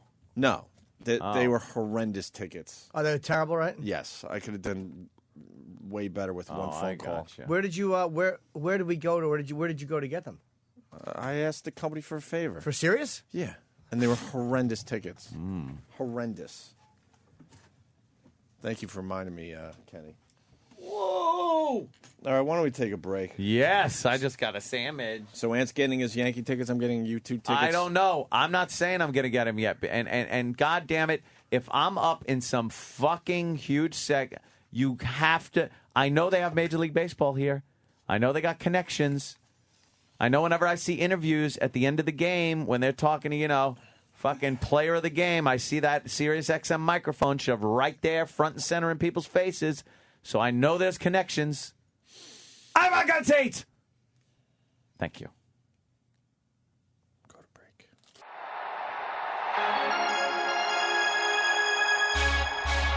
Hey, Joey Baseballs. How you doing, man? Hey, not for nothing. How great are the Yankees doing? Oh, forget about it. How you doing? What a year it's been. My boy Charlut's called. He wants us to do a little something special for the fellas. Yeah, wait a minute. This little ditty we're gonna sing right now? Wait till you hear this.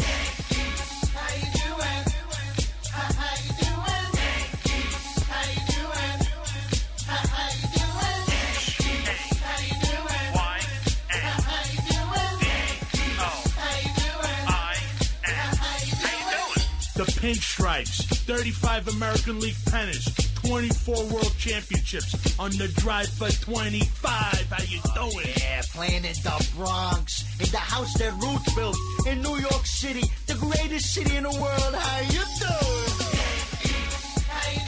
How about the legends? The Bay, the Iron Horse,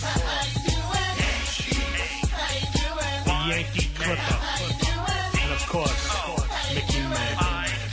Go now. Brooklyn Dagos. All right. The big shots with the cell phones and I the think so, yeah. Plays. Give me the bleachers. It's the Opie and bleachers Anthony any show. day. How you doing? How you doing? Ugh.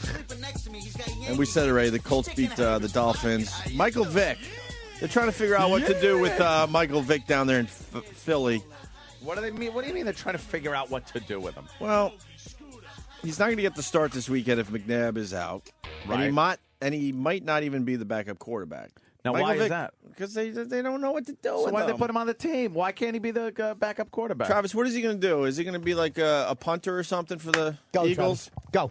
They don't know yet, I don't think. No, what is he really going to do? Like, is what's he gonna- really going to do? He'll probably be a backup quarterback and a receiver, and probably a receiver, probably a running back. But he doesn't know much about receiving, does he? Sure, he does. No, he doesn't. He's being dogged by his past, and I don't like seeing it. Get it? I get it. What do you mean? See, because he killed dogs. Oh, See? So, I hold in front of me here the 50 best movies of the 2000s. What? And I wasn't even going to give this any attention, but some of these movies that made the list. Ted Scheckler give out number one today. Ted doesn't know any better. He rushes. No, Ted's an idiot. You But he's lovable. You want to guess some of the best movies of the 2000s? Of the 2000s? And then we'll do the top 20 real fast. Anything with Matthew McConaughey, Gregory. So we're talking from 2000 till now. Yes. What What are some of those good movies from 2000? I gotta say, Batman with Christian Bale. Batman with Christian Bale. Yeah, Batman Begins. Batman Begins. Batman Begins. This ain't based on gross, is it? Batman. No, obviously, because there's some movies, honestly, in the top 10 I've never heard of. Never heard of. Oh, too cool for the room, people. Nope, Batman Begins did not make the list, my All right, friend. Then that's stupid. Stupid list. The Dark Knight did. I don't want to play The anymore. Dark Knight Yes, of course it did. is the 5th best movie in the 2000s. I say Crash as well. Wait. Has to be. Why would The Dark Knight be? It was better. No, it wasn't. I thought it was. The original Batman was good, but Christian Bale stinks. Heath Ledger made the Batman movie great. But it was. I'm with Anthony. Batman was- Begins was a better movie. I kind of liked it because it was new. It and was, like, a better wow, fucking that movie, is man. Fucked up shit. Heath Ledger's performance was just amazing. Yeah. But I think Batman Begins was a better movie. Yeah. I think so. Liam Neeson was ridiculous, and the other broad that ended up marrying Tom Cruise, so she couldn't be in the sequel. I say Crash is one. Crash Has to be. One of the best movies of the 2000s. It should be in the top 10. Oh my God, you're crazy. Crash is not on the list. That's impossible. Out of the out of the top 50, it didn't even make the It top. won 50. the fucking Oscar for Best Downfall. Picture. Downfall. Downfall. Well, one of my personal favorites. 50 best movies of the 2000s. I always turn it off before it ends, though, so it's a happy ending. Downfall did not make Amistad. it. How does Crash not make it? Amistad, I don't think was in the 2000s. Yes, was it? It was, definitely. Was that really? Yeah. That might be right on the. It's hard to think back to like 2000 and not get them confused. That didn't make the list. So far, we only have one movie. The Dark Knight, the fifth best movie, because that was better than Crash. Holy shit, are they dumb? Crash was a very interesting That movie. was fucking great. It was a Crash good was movie. hit or miss. If people didn't get the message, Anyone that thought it silly. People thought it was politically correct are dumb. Yeah, that's what people. It was politically correct. No, it wasn't. Yeah. Come on, let's go. A few more from the list. Thelma and Louise, 90s or 2000s? No, that's 80s. That's ancient. Okay. That might be late 80s. No, sorry. Early 90s, maybe. Okay. Yeah, that's an old movie now. Let me think of stars. How about The Prestige? Let's go with The Prestige. Best movies of the 2000s. I enjoyed that movie. Prestige. I love The Prestige. And I watched it because of Danny. Because he says it's one of his favorite movies of all time. Very good. The Prestige did not make the top 50 best movies of the 2000s. That's silly. Stupid. That should have. This list is bothering me now officially. Now, if this movie is on it, all right, I want you to take the list, okay, and treat it like the garbage pail when the phones went out. All right. If Ray is on there, Ray. Oh yeah. Ray. If Ray is on there, Ray is not on the list, Anthony. Thank the Lord. The bit continues. Overrated piece of shite. It was overrated. The bit continues. We've only gotten one. One. And we all like our movies. I know. Let's see. Come on, Ant. Come on. I'm trying. Schindler's List, 90s, or was that 2000? Oh, That's the 90s. Has to be. That was the 30s. Has to be. 40s. Come on. District 9 is number 17. Didn't that movie just come out? All right, There's stop. not enough This people. sucks, dude. There's not enough people This that is saw stupid. it yet. Forget this. Now This it's is garbage. stupid. Why even talk about That's this? stupid. It's garbage. This list. Now it's stupid. Now that it Is annoys the, Jimmy, is the we gotta Matrix? continue. Is any of the Matrix on there? The Matrix. All right, let's go with the the original Matrix. Well, the original was 90s, right? Yeah. All right. Yeah, This is garbage. No Let's- Matrix movies made it. Could we do number 20 up? This list is terrible. As soon as we get 5 of the movies, then we'll Okay. go with the top 20. We only got one so far. We suck. Think. People got some of them on the phone lines. Let me think. Star Trek. Star Trek. Is it just called Star The Trek? new I one, guess? yeah. Did not make the list. All right. See, that was a good. No, why movie. would it? It's done very well. That was a great movie. Oh, Star Trek did make the list. I am very Oh. sorry. Number 39. 38 Yeah, we movies got better. two. We got 2. We need to get to 5, and then we'll do the What some year of the did list. Roadhouse come out? How about The Reader. The Reader, no. Lord of the Rings movies. Yes. Lord of the Rings, Return of the King, 2003, 18th place. All right. The only Lord of the Rings movie. Two Towers didn't make it. No.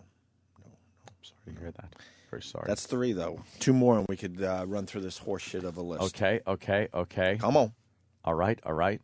Some of the top 10 are going to drive you fucking Oh, nuts. Fahrenheit 9/11. No. The Pianist. No. Training Day. No. Good.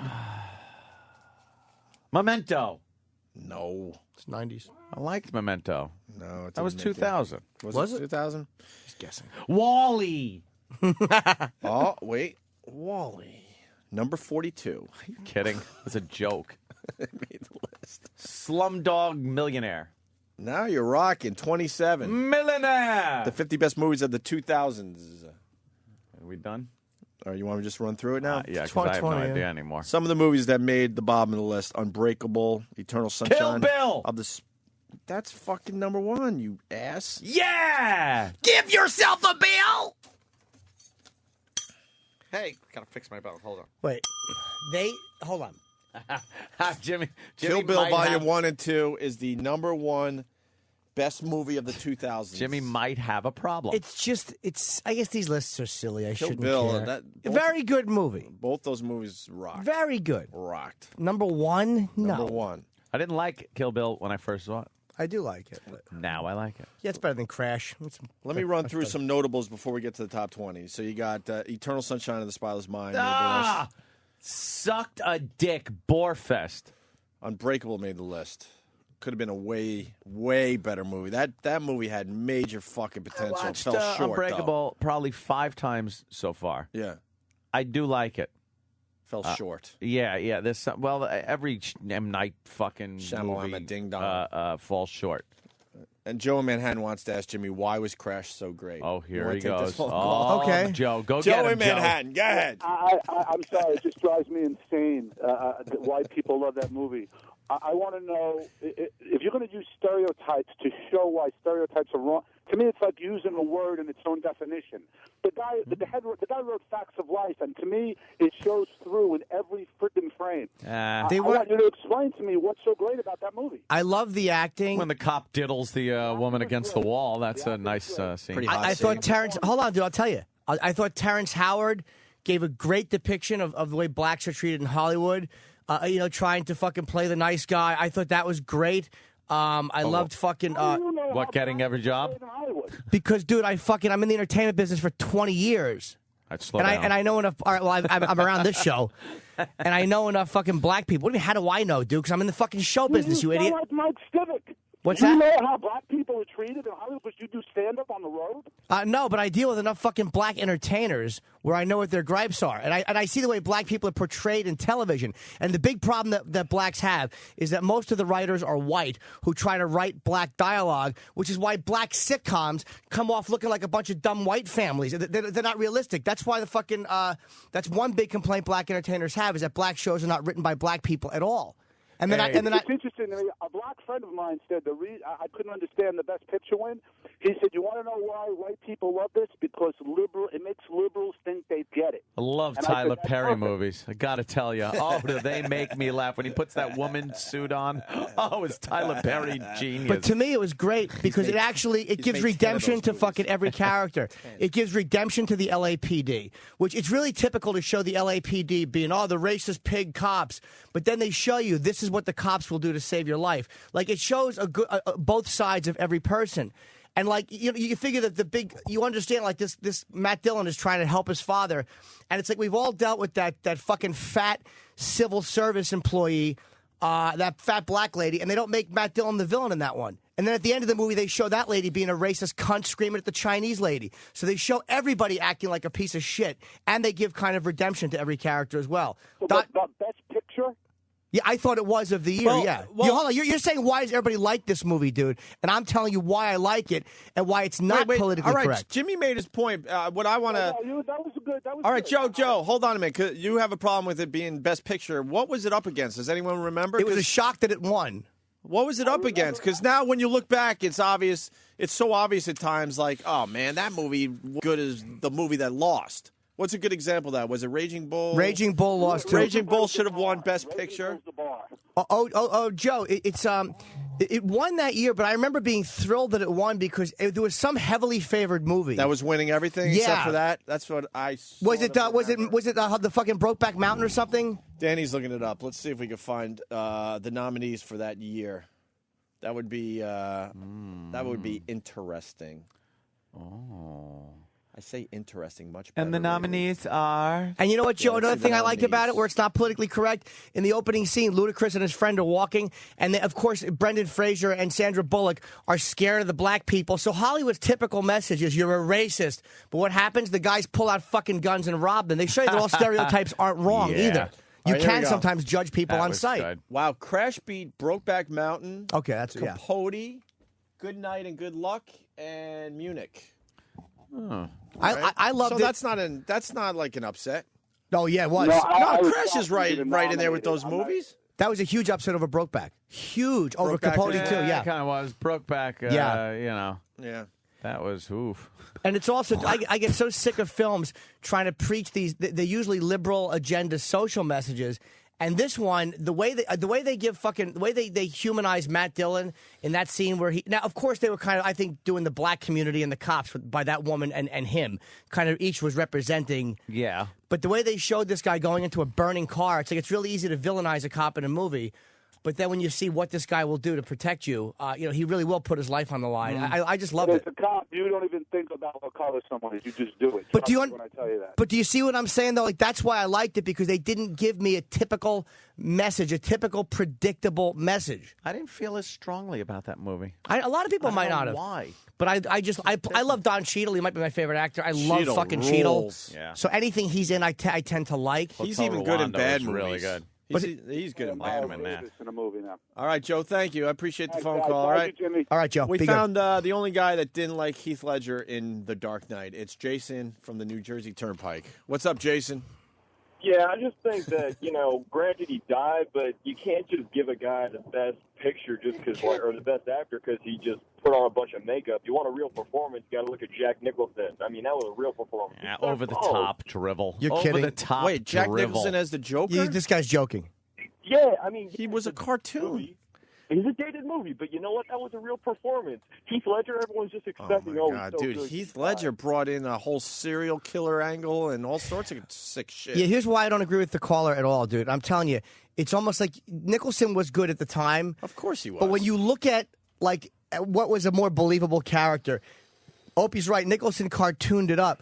Which is, again, that was what the role called for. Well, the whole movie was cartoony. They just took all, the whole thing into a new direction. Ledger made this guy into a sociopath, and to me, made him a very fucking interesting guy to watch. Like, Nicholson was just a guy he took a character I think that we had all seen a million times and portrayed him completely like a true maniac. I love what Ledger did with the Joker. Jack Palance is such a ham. Didn't the whole movie. What's that? Heath Ledger barely spoke the whole movie. It was his makeup that sold it. That's absolutely not the truth. He spoke a lot in the movie. What are you talking And about? when he wasn't speaking was just amazing. Him Well, that's the point. him with his Like, head everyone- outside out the window. His head oh my God, what a scene! His head outside the window when he's going, "Come on, hit me!" He's trying to get the fucking. Yeah. He's trying to commit suicide by getting this fucking motorcycle to run him over. The scene when he's asking fucking Gary Oldman, "How does it feel to be as alone as you are?" That was. Someone wrote that for him. I didn't say he deserved to be a writing nominee, you fucking moron. I said it's an acting performance. De Niro didn't write Raging Bull, but he fucking won Best Actor for it. Thank God someone wrote it for him. He's like, hey, I'm a bull and I'm raging. What do you think? Fucking Nicholson wrote his own Joker dialogue? Are you just guy trying to be different? He put his own that when he gets pissed, he really gets pissed. Oh, I see. Shut up. Well, someone said, thank you, sir. Someone is Idiot. saying that Robert Downey Jr. should have won over Heath Ledger for Tropic Thunder. Yeah, really should have.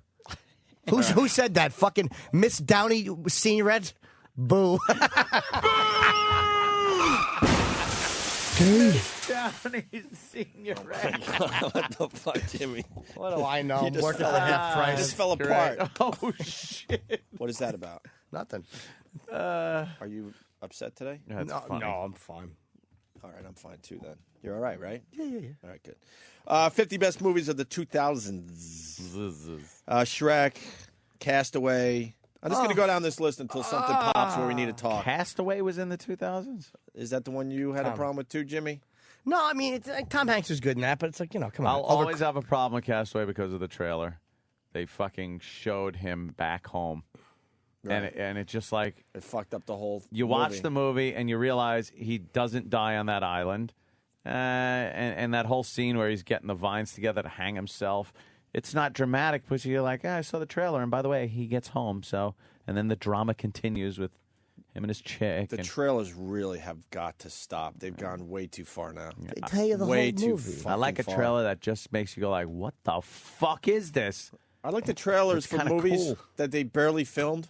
They just give Yeah. you like 10 seconds Little because that's all piece of it. That's all they filmed so far. Yes. But they make you go, what? Like you said, You're what? like, what the fuck? Holy That looks shit. cool, all right. Right. Kind of getting the gist of this is a crime thing or a sci-fi or something. That's good. Well, let's move on with the list. So you got the Castaway, okay. The Incredibles, 45. A Beautiful Mind was a great movie. That was great. Yeah, that was a good one. 43, here we go. Cloverfield. Cloverfield made the 50 best movies of the 2000s. I don't believe with... Shouldn't have made Yeah. Shouldn't have made Nah, it. not the top 50. Again, not over the one everybody's sick of hearing me talk about. It was a new concept and all that. Yeah, but- I liked it, but... That shaky camera. I was one of the guys that got fucking seasick. Aw, I don't mind shaky cam. I had a sour fucking stomach Oh, my for love. that movie. Wall-E, we said already. Wall-E. Pirates of the Caribbean. Curse of the Black Pearl. Right, of course. Donnie Darko. Star Yeah. Trek, we said. I like Crank. Darko. Who wrote this? A fucking teenager? Crank? You have a problem with It's Crank? it's a It was all right. It's a throwaway fucking like action movie. Jason Statham, where he's running. Yeah. We get it. You're in shape. Remember, Crash didn't make the list. But it's Crank did. movies get overlooked, but it's like, come on. Was Brokeback has to be up there? Southland Tales, I don't know what that is. No Do one you? does. Okay. Munich made the list. Casino Royale, 28 Days Later. That was a good one. Lost in Translation. I really Yeah, like that that was a good movie a one. lot. That No. fucking Borefest. Hated that. It was a bit slow at times. That 28 fucking Days movie Later was was great. awful. 28 Days Later. 28 Days Later was a great I film. didn't see that. Zombies. All Well, right. This you know, next infected. movie made the list, and I tried to watch it, and I was like, what the fuck is this? Uh-oh. Crouching fucking Tiger, Hidden Dragon. That's it. Oh, yeah. Did you see it? I saw it. Yeah. What'd you think? I was like, what? There's flying Chinese people. It's fantastic. They flew. They fought. The end. They were in the trees. I was just, how about we bring it down to earth? Is this, wow, is this true? What? Oceanic Flight 815 went down today? Fictitiously speaking, of course. Is that a lost reference? It was today? That's Yeah, lost, 5 right? years ago. 5 years ago today. Is that why you're wearing your Dharma Initiative T-shirt today? Yeah. No, Yes. you know what? And I feel really dumb because You are, so that's good that you feel that Perfect. way. I put this on and then I got to work and then I saw that and I was like, Oh, really? Oh no. Really? I hope those poor people are safe Or did after it the crash? big boom. Exactly. The Bourne Identity. We're almost done with this list. How about 300? 300 made the list, yes. All right. Sometimes in April. Anyone? Sounds like chick flick. A movie called Sometimes in April? Sex Yes. in the City. Sex in the City. No. Children of Men. Ah, You didn't like Children of Men? God. Another fucking piece of shit. Earl loved that one, of course. Why did Earl like that? Because humanity, of course, is saved by a black person. Oh, boy. Look at that. Wow. She's the only pregnant one in the world. Oh, boy.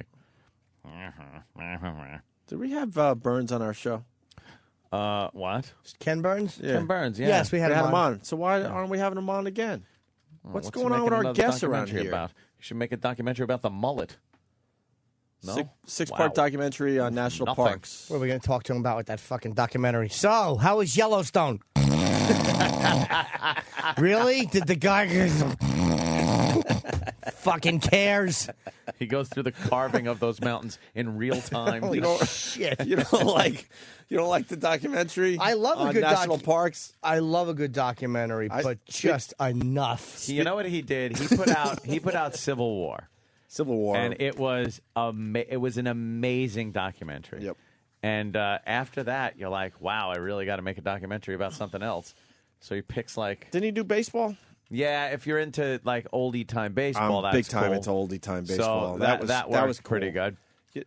You know, I got rooked in because I saw Burns. It was a documentary of New York City, Oh yeah, okay. starting from when it was just farmland and Indians and shit to what Yeah. it is today. And halfway through the documentary, it was like 10 discs. It's like literally 20 hours of material. Yep. I was What's it like- called? Just New York? I'm like, wow, this isn't as good as the other Ken Burns documentaries. So I look closer, and it's like his fucking brother or his cousin does documentaries too. Len Burns. And then you realize that this guy does have a talent for documentaries because this one sucked.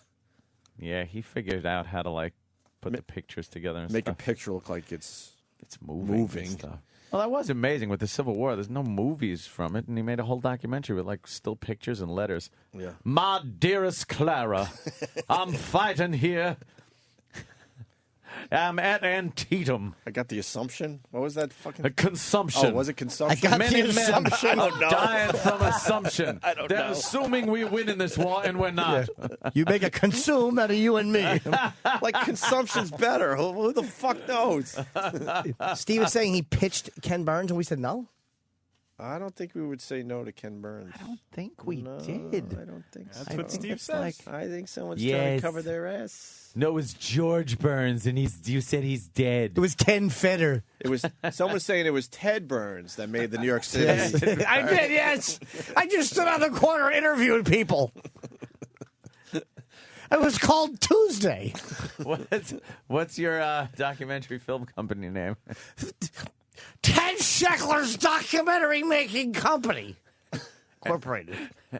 And Incorporated. no, You know, we don't even remember our own show. it's not funny unless it has an emporium. Emporium. Emporium. Remember yesterday we were talking about how you have an obsession with hats? Who doesn't? Then I got some tweet yesterday like, yeah, ass, I gave you guys a song about Jimmy's hat obsession. No way. RPI, who does some stuff from time to time. It's on Steve's site if someone wants to get it down the hall. Ugh. And I listened to it and I was like, fucking hey, this is really funny. And I don't even know if we ever played it on the show. Probably So maybe not. E-Rock or someone could get that. Are we going back to the list? Children of Men. Intern Ice Stat. Thank you. He went for it. He certainly Very did. impressive. There Will Be Blood, 28. You saw There Will Be Blood, right? Which one was that? Oh, that was fucking great. I like that with, what's his name, Daniel Day-Lewis. I still got the fucking disc at home waiting to be watched. That's a good movie, man. That's Haven't what I watched that tell. yet. That's what I tell Ange when she changes my sheets once a month. See, get it? Because I fuck on periods. Wait, you only have one fucking once a month you change your sheets? That's about what I do. No. I mean, you know, if that happened, I had to do the once a month thing somehow to let it know that it's a period. Wait. Oh, God damn, that big guy blocks her all the time. Stanley, I can move see out her of in the the mirror. fuck. Kenny. See her in the mirror. Kenny. Wow. What? I'm looking at astronomy. Wow. All right, hold on a second. Kenny. Tell Stanley from the morning mashup if they're gonna walk. Stanley. If they're gonna walk, it's Stanley, right? Yes. If they're gonna walk by our window, make sure we have a clear view of Nicole. Yeah, don't block We don't her. ask for much. He's around here. giant. He takes up. She's got one of those see-through like T-shirts on. You know, the ones that look like they're just overworn. I didn't notice. You can almost see stuff. But then you got Stanley. You know, Stanley. Scold Stanley and tell him the boys are not happy. Stanley walks down the hall. He walks down the hall, wall to wall. Yeah, funny. okay. Thank you, sir. Slumdog Millionaire in 27th place. Who didn't like that movie? Jimmy? I thought it was great. Ant didn't like I thought it was. Oh, Come on, Anthony. I didn't think it was such a great fucking movie that everybody put it out to Yes, be. you did. Thank you, Mr. Intern. That's Frank. That's Nick. What's his name? Nick. I have no idea. Brokeback Mountain in 26th place. Some movie called Old Boy as we get into the top 25. Old Boy? Anyone? If someone has a clue on some of these movies that none of us have heard of, maybe call up and tell us they're about probably it. foreign Especially if it's a real good movie. Shaun of the Dead made the list, Ant. See, that was a good movie. All right. was Letters fun. from Iwo Jima. Yeah. Spirited Away. Borat, 21st place. Now we get into the top 20. Here we go. All right. Finally, Mulholland Drive, 20th place. What? No? P and a I don't U. think I ever saw that movie. I saw it once. I gave it a shot. I really tried to watch it, and I just couldn't. I had no idea what was going. It's David Lynch. so David it's, Lynch. You know, I it's, hate David Lynch. I hate David Lynch. I can't really talk about him considering I'm wearing an Eraserhead T-shirt today. Yes, but, I mean, well, that was an oldie from him. Robert Blake was great in that, though, in fucking Mulholland Drive. So you saw it, Jimmy? You like Yes. it? It's a typical weird Lynch movie, but I like him because the guy has his own style. He's a complete original. He's a weird dude, but you know what you're in for when you see one of his He's movies. a strange dude. But he's done some interesting stuff. I like him, yeah. All right. 19th place, 300. We did Lord of the Rings, Return of the King. That was 18. Yeah. District 9. This is why this list is ridiculous. The movie just came out, and it's one of the top 50 movies of the 2000s. anybody else besides me see District 9 in here? I did not see District Like 9. it wasn't a bad flick. It was pretty cool. But at the same time, like I've seen Enemy Mine and some other alien flicks, and that's kind of what it really boiled down to. In the end. Sorry. And you know, everybody's talking about District 9, how it's like the best film they've ever seen. It's the best sci-fi. And then you ask these people, it's like, well, have you ever seen it? And like, no, I'm 19. It's just like, well, why don't you go check out Enemy Mine? Yeah. And then maybe you won't Enemy think that Mine District stunk. Yeah, but it's Where are you the same. going? But it's the same concept. District 9 is almost the Oh, same we talk concept. like that for. It was really fucking my bad. This is gonna be embarrassing. Anthony actually did talk to Stanley, and now Nicole is Anthony or Kenny? I mean Kenny. Sorry, and now Nicole is front and center, walking Oh, back okay. this way and past our studio. Okay, here she comes. Look at those two. Jesus fuck. Holy mackerel. We're waving. She's giving a spin and a Oh, pose. very nice. Very nice. Knows There how to she play goes. along. Stanley, I don't like you right now. Stanley. No Twitter mentions for you today. Don't our breasts look heaving and heavy? They're heavy. And Like, they bounce but back. not the least bit like droopy. all right? Nope. They just have that like when the bra Boing. comes off, they would go like chugga chugga chugga. not chugga chugga. They go Just- just three. I want to rest them on my face. Just like rest them gently yes. on my cheek. Oh yes, Feel nurtured and loved. right on your cheek, the warmth and softness of them. And then talk like Dak. Wow. Not like Dak. Isn't it Drac? I thought it was Drac. Oh, is it? I always called him Dak. Oh, maybe I'm wrong. You're probably right. It probably is Drac. The point is that District 9, it's not this huge, great movie that everybody's... I mean, it's not bad. It's really good. It was a really good flick, but to be like part of like the top 20 of the 2000s, You no really way. can't put a movie from 2009 on this list. You got to give it a little time to see how it does, right? Exactly. I mean, you could still see it in the theater. Well, here we go. There's another one on the from this year. But first, oh boy, Stranger Than Fiction. Number 16. Was that the Will Ferrell movie where he was typing and everything came to life? Well, the good woman was making a book, and Was that movie? Yeah, that's what it was. Holy shit, was that horrible. terrible.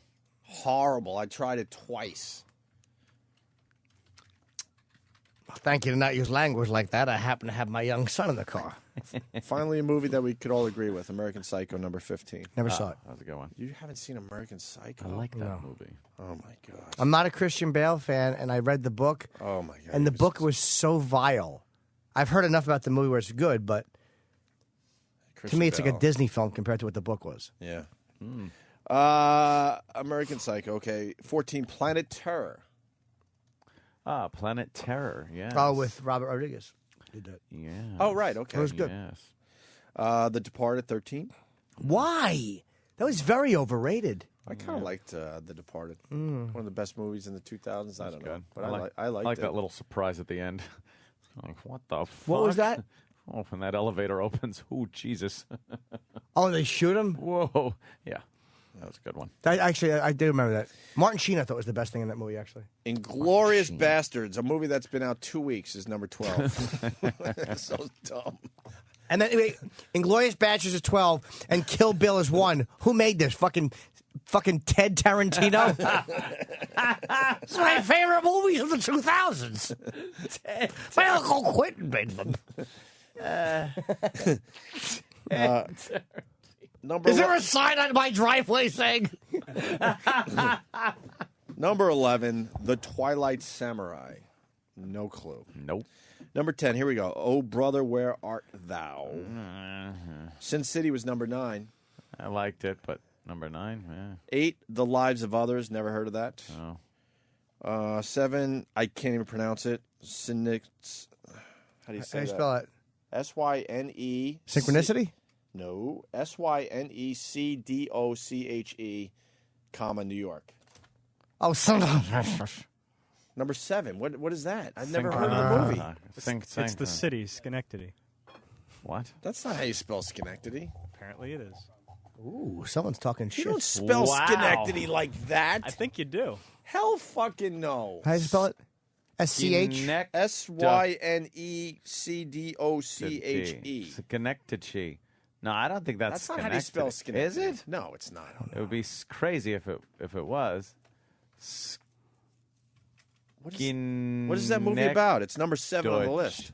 Schenectady. Yeah, that's how I would pronounce it. Something like that. Schenectady. No, Synecdoche. A theater director struggles with his work and the women in his life as he attempts to create a life-size replica of New York inside a warehouse as a part of his new play. That sounds Oh, my so God. fucking bad. It sounds worse than the title. Oh, my God. Who would watch that shit? Someone put it on the list. Number 6. Let's talk about this movie for a minute. Anchorman. That's in the top 10. Stop of the now. Stop Get now. the fuck out of here. Stop now. It's- You're kidding, right? Travis is very wrong, by the way, about Schenectady. Yeah, I just figured it out. No, you didn't figure it out. Sure, you I got Googled. called out on it, and you're a douche. It's not even close.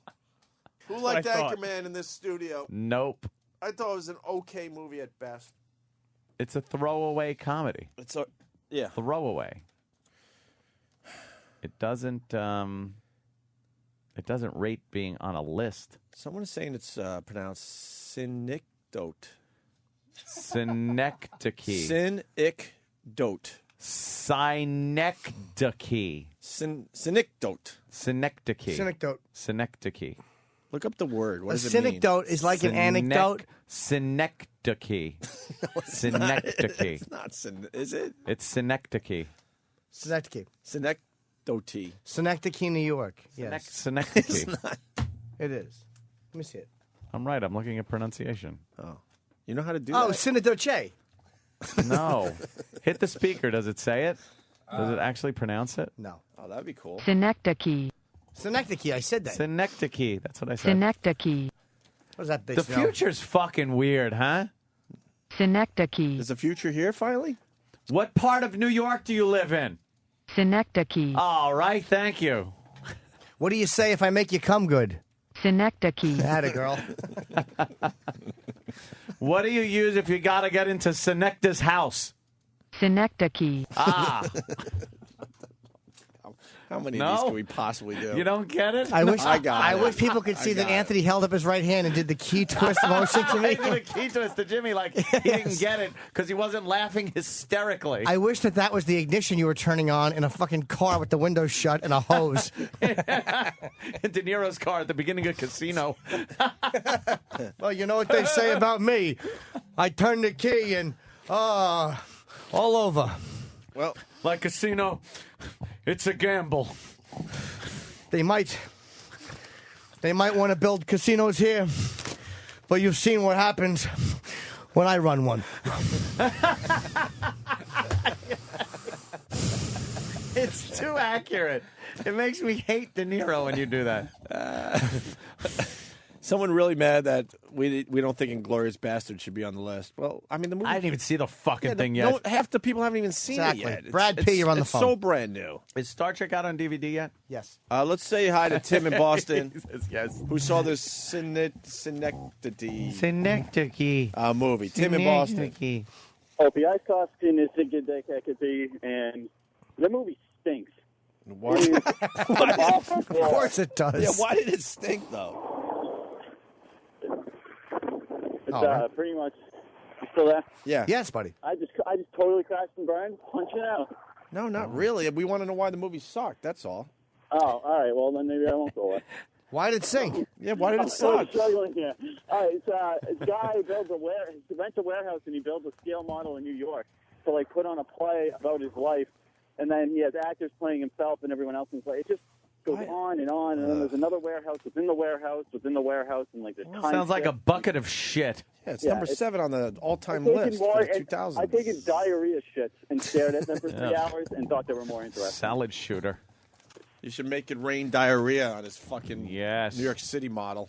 Thank you, Right. Tim. We're going to go to Al Pacino on line 3. Al! Hey, how are you? What's up, That Al? movie of the 2000s, Righteous Kill. I gave a solid performance on my list. Nobody acted better than me. Listen to his Pacino. Yeah. 88 minutes. Oh, tick-tock, Tick-tock, tick-tock. My wig's on fire. There's a clock on the top of my head, and I got a wig over it. Tick-tock. That's the sound my lips make when I walk. Tick-tock. Clippity-clop, clippity-clop. I sound like a Clydesdale. I'm very short, get it? You're going to get Colin Quinn in here pronto. Who cares if Colin's sick of it? Enough of that. He's sick of the Al Pacino. Enough of Pacino, we get it. Pacino, right? Tick-tock. Let's. Oof. Oh, is that bad? That movie was bad. Let's say hi to Chris. Just need some time. Yeah. Gotta watch myself. We got it. Here's Chris in Jersey. He saw that movie Old Boy that made the list. What's up, boys? How you doing? What's Old Boy about? It made the list number 25. Old Boy is a Korean film. It's about a guy who gets locked in a room for 15 years, and then one day he just gets let out. And then it's him and a claw hammer on a quest for vengeance. Oh, all right. It's actually pretty good. The action's pretty brutal. A little bit incest in there as well. Oh, little Jimmy, I'll be seeing you this Saturday. Where is it at again? Jimmy's not listening. I'm sorry, I didn't hear you, but I was throwing something out. It was by the garbage. What did he say? I wanted to know what He was Jimmy setting you up gonna for a be. nice plug, Jimmy. You picked the worst time to stop listening. really did. Dude, I'm not gonna plug anything. I don't. Kansas City is on sale, and so is Buffalo. That's all I care about. Nice. You guys want to go see me? Dad. Jesse Ventura is checking in, Anthony. Jesse? Yes, Jesse. Hey, how you doing, guys? I don't know if you know or not, but aside from being a Navy SEAL, I was also in the Running Man. Did the Running Man make the list? Great Jesse Ventura. That's really good, man. It's uncanny. It's amazing, He actually. does these impersonations. I swear, you would think it was the real people. Actually, it was terrible. Goodbye. Plus the fact that Why don't you he's... paint yourself with some thermite? Plus the fact he's talking about a movie that came out in maybe 84 80s, yeah. something. Exactly. All right, Anchorman's number 6. That's just ridiculous. Good. That's a good pick. That's stupid. Number 5, The Dark Knight. Number 4, No Country for Old Men. Love Good that. movie. Love that movie. Yeah. Love that fucking movie. Yeah. Number 3, Battle Royale. What is that? A James Bond? No. What is it? No, it's a Casino Royale. Japanese movie. It's another Jappy movie. It's really good. What's it called? Battle Royale. Okay. Why is it really good? It's very like over the top gory. It's kind of a Lord of the Flies. Bunch of third graders go to an island and last Uncle man Paul. standing. What's not statin? It's like third graders fighting. It's almost like a Lord of the Flies situation. Baby where- fights? Yeah, Nice. It's very good. Baby fights rule. That's cool. Hey, Jay in Huntington writes, Anchorman belongs on the list if it's the one starring Ernie Anastas. I should have that clip here every day, by the way. E-Rock has decided that we don't really need to play that anymore. Why has he done that? Dustin in Oh, Texas. Spoils. Well, who's bragging about doing that in Texas? Hello? No. Wait. Hey, Opie, I know you're reading a list, and I'm going to let you finish. But Anchorman was one of the best movies of all time. One of the best movies of all time. We got Kanye West on the phone. Thank you, Kanye. There's like 3 different things happening at once here today. Dustin, Texas. Dustin, you yeah. got it. Trust Apparently, me. the listeners got it too. Boo. Am I getting around to laughs on instant feedback? Yeah. Well, if Jimmy and Dustin in Texas with a question mark and a boo. All right, whatever. Whatever. They don't get it. Fuck them. They don't get me. Let's say hi to Rocky Balboa. Rocky. Oh. Hey, yo, I want to know, did I make the list for the 2000s? I mean, come on. I had Adrian die of woman cancer and everything. Woman cancer. Did he call it woman cancer? Yeah, I did. Fucking idiot. Woman cancer. He's Excuse fucking me, Jimmy. I retarded. don't like the way you speak to me like that. Sorry, Rock. Sorry. I didn't know she had woman Hey, what about cancer. Rambo? Thank you, Rocky. Idiot didn't know it was vaginal or breast. Yeah. Woman cancer. The woman cancer. It's supposed to be charming. It's not. Yeah. It's supposed to be so naive and innocent. Yeah. This guy's name Retard. is Moron. Moron from the Turnpike. Moron. Hey, I want to know E-Rock, if Jimmy agrees whether Bad Santa should have made the list or not. Should Bad Santa make the list? Yes, we agree on something. I'll tell you, Bad Santa was better than Anchorman. I didn't like Oh, it well, either. You don't like Bad Great. Santa? I can't. There's the few comedies I really enjoy watching. I don't find them very funny. The What was the last good comedy you saw? last good comedy I saw, I can watch it over and over again and have is fucking super bad. That goddamn movie is fucking terrible. I'm not going to argue with that, my Love friend. it. I was telling Anthony before the show yesterday, I saw Animal House over the weekend. Haven't seen it in Yeah. years. And that was a huge movie for John Belushi, obviously. Yeah. He doesn't belong in the movie. It's the weirdest fucking thing. Go rewatch Animal House. Yeah, I have recently. He's so disconnected from everybody else in the movie. He's barely in it. Like everyone else is there's character development and their storyline. They're acting their balls off, and then he comes in the middle of these scenes to do some frat prank and then walks away again. Yeah. It is so weird. Yeah, and that kind of made him. It as made far him. as a movie guy and getting him off of SNL and Like he did kinda Food weird. Fight. He drank a whole bottle of Jack Daniels. He crushed the beer can on his head. It was all these like frat. broke the things. guitar. That was broke funny. a guitar. Yeah, Food Fight scene was 3 seconds long, I think. Literally 3 seconds long. Of when him. He goes, Food Fight! And then he runs away, basically. And there's nothing. I'm not saying A zit. He goes a zit. Yeah, get it. But I'm not saying he was bad in the movie, or he was just so disconnected. Yeah. He had nothing to do with anybody else in that movie. What? Yeah. It was almost like he came in like for a couple days here and there to do these quick scenes, and then he Yeah. was out. While everyone else was, really honing their craft. They and took their the bar, the acting whole chops. fucking bar. Right. Was one of his lines. What was something about Mary? Niedermeyer was way better in that movie than fucking Niedermeyer. Belushi. My father was in the army officer. Right. How does it feel to be an asshole, Niedermeyer? Oh, you know what? And why isn't Superbad on this list? Or see, how about that? That's better than Anchorman. Should have been on the. Of course it is. I keep going back to Anchorman, but there were better comedies in the 2000s than Anchorman. No Country for Old Men. All right, Battle Royale. Number 2, City of God. That was a Brazilian movie. Shut up. That was very good. Little Dice was the name of the star of that movie in the movie. It was about the projects in I want to say it was either Rio or São Paulo. City of God. Right. Oh, I am right. I think he's right. It was For once, fucking. he's not fucking It was with us. about a violent gang member in Brazil. It was fucking. I want to say Rio, but it was about the slums of Brazil. It was fucking great. I think he's right. I think he's acting. City of God was good. Oh, now I don't know. Fuck. Look at this, and then he Now I puts don't on know. his smile. Now I don't know. Now I need to know. It was good. Little Dice. Who's Little Dice? That was the name of the. Hey, look at me! I'm tiny. No, you gotta do that. You gotta like. Look at me. I'm tiny. Yeah, that'll. Hey, I'm just an ordinary dice. You'll lose your voice. We need something on the board where we could like fucking make your voice nice and high. I forget the name. Began with a Z. It was some weird name he had. The nickname, his nickname in Portuguese meant Little Dice. It was about Why Little Dice? What was the that was I don't significance of remember. Little Dice? I know there's a scene where the kid walks into a brothel and fucking kills everybody in the brothel. I think it was a true story, actually.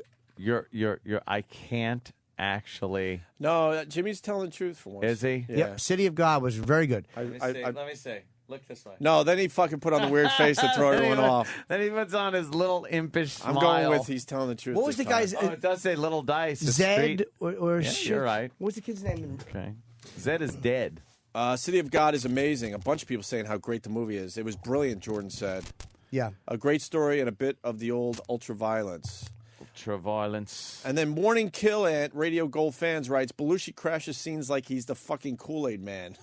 And then someone else Me? said My God, that- turn your ringer off. that Belushi could only work a couple days a week because he was doing SNL at the time. Oh, really? But now when you look at that movie, you go back, he really doesn't. Yeah, it's just he's got these bits and He's pieces. so of separate from the parts rest where of he the just cast. Pops in the movie. Like he wasn't on the road trip where the Negroes stole their dates. He was there when they pulled the car in. Right.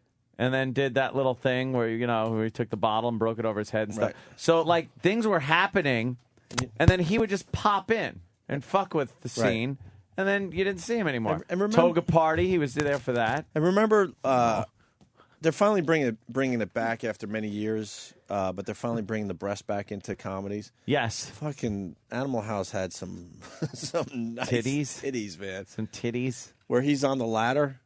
Oh, yeah, looking at the girl. Oh, my God. And then some stuff you just can't put in movies anymore. I was telling Ant the line about primitive culture. Oh, yeah. When that whole scene is going down in the black So bar. what are you studying? Primitive cultures. I said, ooh, mau, mau. And Otis Day and the Night. And then the chick, when she admits that she's only 13. Yeah. They wouldn't put that in No. a movie anymore. Otis, my man. And by the way, they fucked up because at the end of the movie, she goes to her father and Hot says, Def Muff. and goes, we have to get married. But if you remember the movie at all, they didn't have sex in the movie. So why would they have to get married? A technicality. I think they did have sex. When? In the stadium, in the sleeping bag. Yeah, but there wasn't enough time to figure out if she was pregnant or not. That was only like a day or two before I the think big it was parade. just because she kind of, they had sex. Oh, really? Yeah, I don't think she Really? was pregnant. Yeah. Dean Warmer's wife. And number one was the Kill Bill Volume 1 and 2. Yeah, Dean. She was great. Well, I have a husband, Dean Warmer. Still want to show me your cucumber? Cut the crap and get me a drink. Let's go to Bobby in Brooklyn. Bobby. Hey, the best movie I think of 2000s was a 40-Year-Old Virgin. That was by far better than Old School. That movie was a laugh a minute. Hands down the best comedy of 2000s. 40-Year-Old Virgin at least was better than Anchorman. I keep going back to that movie because that's the top comedy on the list. And what about Once? Is this by Roland? Lincoln Loader.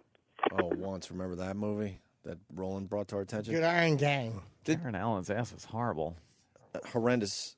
And did you go back to the one picture because I noticed this in the movie. This one girl, she agreed to show her breast but not her nipples because the window pane kind of covers it up. I could see him in the first shot there, though. Oh yeah, they're pretty perky. Okay. Yeah, you're right. They look. Are they implants? They look like implants. Let me say hi to Nick in Norwalk. Guys, how's it going? Hey. Anthony, you should get City of God and watch it in your little movie theater there. Oh yeah.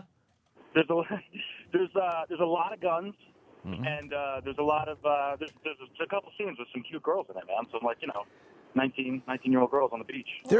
Brazil's a rough place, man. My Jonathan, of course, was showing me some thing about travel, like this DVD you had on different things. And there's some in Brazil. They have these weird, fight parties where, in the slums, they do this, where the drug lords throw them. And I think people just go there and they dance all night, and there's a lot of fights. And there's no pictures or anything taken. And they caught some member of the press infiltrating one of these parties and getting video and audio. They fucking put this motherfucker in a thing of tires and burned him alive. Wow, Well, they killed him. Oh, he was one of the biggest journalists in Brazil. And them drug dealers, Does they that don't say much, though? Killed him. A lot of people. Brazil's a big country. I mean, Sao Paulo is fucking dwarfs New York. There's 24 million people in Sao Paulo. They say that's where Hitler went. 24 million? I believe so, yeah. Who is that, Danny? You could maybe the guy, the press guy who was burned in a fucking bunch of tires. I don't know. They don't play games, man. That's pretty bad. Yeah. Put a little gasoline in the tires. What a shitty way. That's got to be just horrendous. Like that water you could never get out of a tire. You ever notice that shit? Yeah. Remember, I used to I used to have to get tires from the junkyard. You go down there. I had a Nova with bad alignment, so every 6 months or so, I'd have to get new front tires for my car. They couldn't find them because front end was fucked up. Whatever.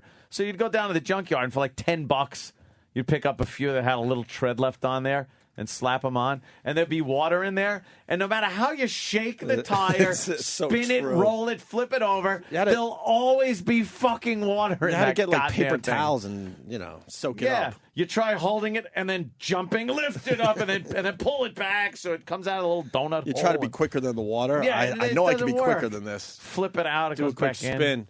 Just fill that with gas though, like that, and then stack it up. Put the guy in there and light it. They used to call in South Africa. They had some name for it. The Winnie Mandela or something? Yeah, Winnie Mandela used to love doing that. It was some kind of necktie or something. They put it around your neck.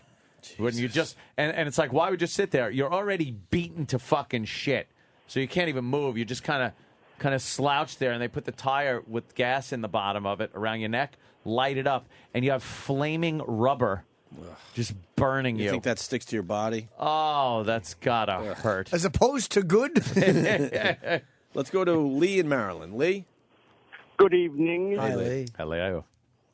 Now, the reason why Belushi wasn't in the movie that often is because he was already having problems with alcoholism and drug abuse. His wife was actually brought in as an extra in the movie to keep him under control. There's a lot of scenes where you can see the back of her head. and she talks about it later when they did like an anniversary for the movie or whatever, like 15, 20 years later. I'm starting to forget my Belushi knowledge, but didn't Animal House put him on the map as far as movies go? Yeah. And mainstream success past the SNL thing? No, wasn't that the Blues Brothers, though? Blues Brothers was after Animal House. Was it? Yeah. I don't know. Yes. Abso-fucking-lutely. I bet you any amount of money. Well, I'll take your word on that one. Have you seen the Blues Brothers lately? Better. Does that movie hold up? I don't like that kind of musical thing. Everything, everybody's fucking singing blues and shit. But it is kind of funny. Kind of like the blues in that movie. It is kind of funny, though. Let's go to Greg in New Hampshire. Greg? Hey, this is Hey, buddy. a movie I thought was the best Sidney Lumet's movie with Philip Seymour Hoffman, Ethan Hawke, Marissa Tomei, Before the Devil Knows You're Dead. If you haven't seen Before the Devil Knows You're Dead, that's a movie you really should watch. Have you seen it, Ant? No. Sidney Lumet is an amazing director. That is truly awesome movie. And no joke, rent it tonight. Before the Devil Knows You're Dead is amazing. Yeah? It's an amazing movie. Jimmy, you see that? Yes, it was okay. Yeah, with Hoffman. Animal House was not 1980. It was 78. Oh, okay. Jesus. Was it 78? Yeah, I remember going. You know why I remember Animal House so much? And then Blues Brothers is trouble. 80. Go ahead. I got in trouble for Blues Brothers was 82, I think. Someone's saying 80 yet. I got in trouble for taking my truck because I didn't have insurance on it, and all my friends wanted to go because Animal House was like just The shit. open, Right? And I took my pickup truck uninsured and drove it to the movie theater, the Walt Whitman Mall. I think you're a lot older than me. Why? I wasn't driving. Holy shit. No, I had my Did license. you get your license early? I had my California license, which you were able to get at 14. I know I joke about my age and shit, but I swear to you, I wasn't anywhere as close to driving. I had my California license. Which was what, 15, at 16? that age, you were able to get your license at 14 years old. Get the fuck out No of here. shit. That's insane. So I don't license at 14. That's fucking insane. It was fantastic. Can you imagine getting in a fender bender with a 14-year-old? How much that would piss you off? I don't know if I was so legal driving around with it, but fuck it. I was licensed. So you grabbed the truck? So I grabbed the truck, took it out, and brought all my friends to go see Animal House. And then when I came back, my mother knew I had taken the truck. Now, she's not one to mark tires or anything like that, so I think my Aunt Fran ratted me out. But she I seems think cool. she saw me. I know, and I haven't asked her in many years, so maybe At the at wedding, Dawn's you should wedding, ask her, yeah. I am going to ask her if she ratted me out about me going to see Animal House, because, boy, was Mom mad. She couldn't do anything about it, but she was mad. Yeah, let me know. I need to know the answer to that. Yeah. Fran's not a rat. How great would it be, though, if you just hold off and belted your Aunt Fran in the jaw for telling on you? Oh, I was a Sicilian revenge. Ixnay, man. That family don't play. Oh. Holy shit, Aunt's relatives don't play. Oh, my God. All right, I guess that's enough about movies, right? I don't know. Yeah. See City of God. It's really good, man. I think You know you'd what? like it a lot. I think I'm going to see a couple movies on that list. City of God is definitely one of them. There's a lot of movies I'm not going to see on that one. Hot Fuzz wasn't better than Shaun of the Dead. Sorry, Mongo. Lil Zay. Hot Fuzz was good, but Shaun of the Dead was kind of better. What about Kiss Kiss Bang Bang? What was that? Anyone? No. All right. I'm looking at Mike Woods holding kettlebells. He is an in-shape dude, but they work out with these things that they look like little kettles in their weights, and they're supposed to be really good to work out with. Fucking butt plug. He just he was swinging it between his legs. Between like his it was legs. balls. I want kettlebells. No, you don't. I certainly do. Oh, Michael Moore. He's going to be on the show tomorrow. Speaking of movies, I went last night to see And? the Michael Moore movie. Well, capitalism is bad. He yells and screams through a bullhorn at buildings, like I said. And then he likes to put crime scene tape around massive buildings because, there's a crime being committed. The whole outrageous Michael Moore thing, It was a good movie. Fuck. What happened? Are you in a bad mood? No. All right, I'm not. So I'm looking forward to seeing Mike again tomorrow. It'll be nice to see him. He'll You be know in the here thing is, he'll be in here tomorrow. His fucking movie, the first one he did with the guy from General Roger and Motors, Me. Roger and Me, was really fucking good. Had a concept.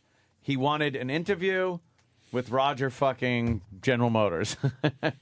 He wanted to fucking get to him, and the roadblocks that were put up in between him and the CEO were it was fun. Right. It's fun to watch. And then in between, he showed the workers and what they were going through with the layoffs and the overseas where the jobs were going. That was good. But then every other movie he's made so far has tried to capture that and just been. I got to be honest, man. I don't agree with everything in his movies, but I've liked every one of his movies. Really? I really have. Bowling for Columbine was a fucking propaganda movie that was so bad. Like, at least the first one was like, you could tell he's, liberal bias, but Roger and Me was just kind of what it was. Here was a company doing this shit, and he's exposing them. Then he got this agenda thing where it's like, this liberal bias bullshit that through editing, clever editing, and the whole taking advantage of fucking senile Charlton Heston was a bit much. Your hero. Chuck Heston.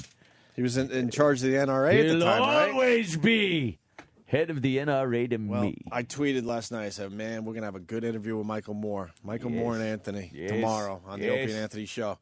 It was all right. I mean, capitalism is bad, but he was trying to focus more on the workers and the employer more than anything in this movie. How is he saying capitalism was bad when the whole country was pretty much, Well, he said it's kind of, not good anymore because you got these CEOs, making a shitload of money while their workers are pretty much suffering to pay their bills and keep themselves in their own houses. Yeah.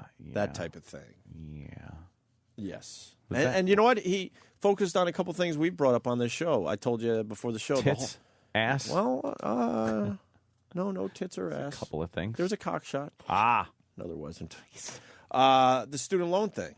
Yeah. How, like, these kids, I feel bad for anyone that's in college. I really do.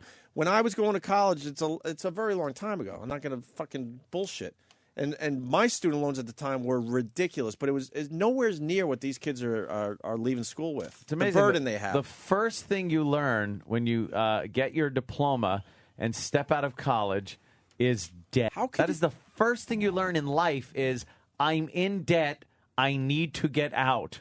How does a country, we all have our issues, but how does a country allow the young people to start their working lives in debt for close to $100,000? They said the average is $80,000 to $100,000. You want to keep that's them before down. That's before you even start day one at your job. You're already $80,000 to $100,000 in the hole. That's insane. You want to keep them down, man. You want to keep them working, man. I went to SUNY You're just a Geneseo, gatekeeper. and it was cheap at the time, and I still had $20,000 at least that I had to pay, and it took forever. It took me 10 years. Yeah. Until you actually get a good gig, you still be paying that. You know what? Off. A lot of people don't get a good gig. One of the I know. examples in the movie, this woman's like, "Look, I got to admit, she was a pilot, Yeah. and she makes $16,000 to fly people from one city to another. $16,000 to for fly a pilot to fly from one city to another. Obviously, it's not one of the big companies like Jimmy pointed out before the show to me. What the hell is But she it's flying? $16,000. Second jobs. One guy admitted he's on food stamps because he can't make enough money flying people from one city to another. That's just crazy. As the CEOs are taking, massive amounts of bonuses. He's just got peanut salt all over his little pilot uniform because he's eating those all day in the cockpit. Yeah, I'm starving. What kind of shitty fucking place would take care of management and just leave the workers feeling like pieces of garbage? Oh, my God. I can't even imagine. Jimmy, I was thinking about you last night. You were supposed to be my date because my girl had school. And there was an empty seat where you were supposed to be sitting. And to my right was an old bag that was drinking alcohol the whole time. Within a half hour of the movie, there was that old hag. It was that old hag alcohol breath that I had to fucking take in for the rest of the movie. Champagne puke breath? It was horrendous, dude. Lily. It was horrendous. She had some kind of tumbler, and she was just partaking in the alcohol during the Michael Moore movie. And then some young kind of girl, woman, whatever. She looked like she was college age. She could give a shit about the movie, so she picks up her BlackBerry. I think it was a BlackBerry in this case, to see who's texting her. And the old lady actually reached over and tried to slap it out of her hand. Said, "Wow, put that away." Gee. And then by the end of the movie, she was out cold from the alcohol, snoring. Snoring? Where half the audience was laughing. And I was the one person right next door. I'm like, this is just great. You know what you do? Go to the bathroom. you piss in your fucking Coke cup, and then you pour a little into her open snoring mouth. Ugh. If she fucking got all pissy about checking a text. Yeah, she was disturbing more people than the dumb girl with the text. Yeah. Yeah. I don't want text in a movie theater. As long as it's not fucking neon light coming off of the thing, you know? Got to kind of cover up a little bit. I don't care. But, because it doesn't make noise. Yeah, it doesn't make noise. I just so don't fuck want it. noise. Put everything on vibrate. I don't want to hear the locusts eating the popcorn and all that shit. Yeah. Anyway, so the pilot, 2 jobs. Some of these people have 2 jobs, so they're now tired as they're taking you from city to city. These are the smaller companies, obviously. Yeah. And she said, getting back to the student loan thing, she goes, I owe between $80 and $100. By the time I pay it off with late fees and penalties, I figure it'll cost me probably $500,000. Wow. That is her That's obligation a pretty penny. for her schooling in the United States of America. So stupid. Just throwing them all out there today. I wonder what his next documentary is going to be on. Michael Moore. I think he's done. No. I think he's hinting that he's done. He basically made a statement at the end. It's Get like, the fuck out of here. I'm getting tired. It's your turn. Man, I've just inspired people. Now it's time for the next generation to take it. Shut up. I wish you guys saw the movie, but Quiet. Stop I do. whining. I actually do too because he was nice in person. So like, I like the guy personally, and I like his films. But it's about capitalism, and I'm sitting there going, okay, this movie opens Friday, and everyone is going to pay, so he can talk about how bad capitalism is. Shouldn't he give the proceeds of this movie to whatever, some cause? Yeah, he should. No, Michael Moore likes his cash. He likes his He likes capitalism. his nice house. He likes his fucking nice car. He loves food. Well, tomorrow's going to be the Fun. day. It could get interesting in here tomorrow. We'll have some fun Michael with him. Moore will be in studio about this time tomorrow, so mark your calendar. That's terrible. They fucking took raises and they leave the employees like shit. That is fucking sick, isn't it? Disgusting. Amazing. The hell company would do that? It's terrible. It's not a good example. And then it's really bad. And then Bad business. They pointed out how the banks got all these bailouts and money. Yeah. But they never asked the banks to tell them how they're going to spend the money. So, then we all saw what they did. The banks continue paying the outrageous. Yeah, they just gave bonuses him money and and stuff. said, all right, start lending Yeah, again. do whatever you want with this. And then they were like, well, we don't want to lend because everyone's defaulting, so we'll just give the money to each other. Right. That's basically Yeah. what some of these banks did. All right. Ooh. My girl's not in high school. She went back to college. Oh, stop it. She went back to college. All right, why don't we take a quick break? Opie and Anthony. It's obscene. It's wrong. It's obscene. It's wrong.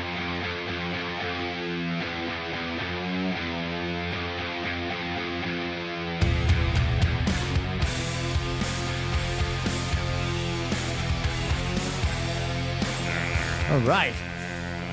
We're back. I thought it was a read. It's only me. Me and Jimmy are just here chatting. Chatting like two away. chatty Cathys. Yep. Opie and Anthony show. Program. Think Opie's on the turlet? On the chairlet. My grandma used to say that. If you had like bad stomach pains, she goes, sit on the turlet. Just sit on the turlet. It's like, no, I don't have to go. My stomach hurts. If I have to go, I'll sit on the turlet. The chairlet. By the way, speaking of that, holy shit.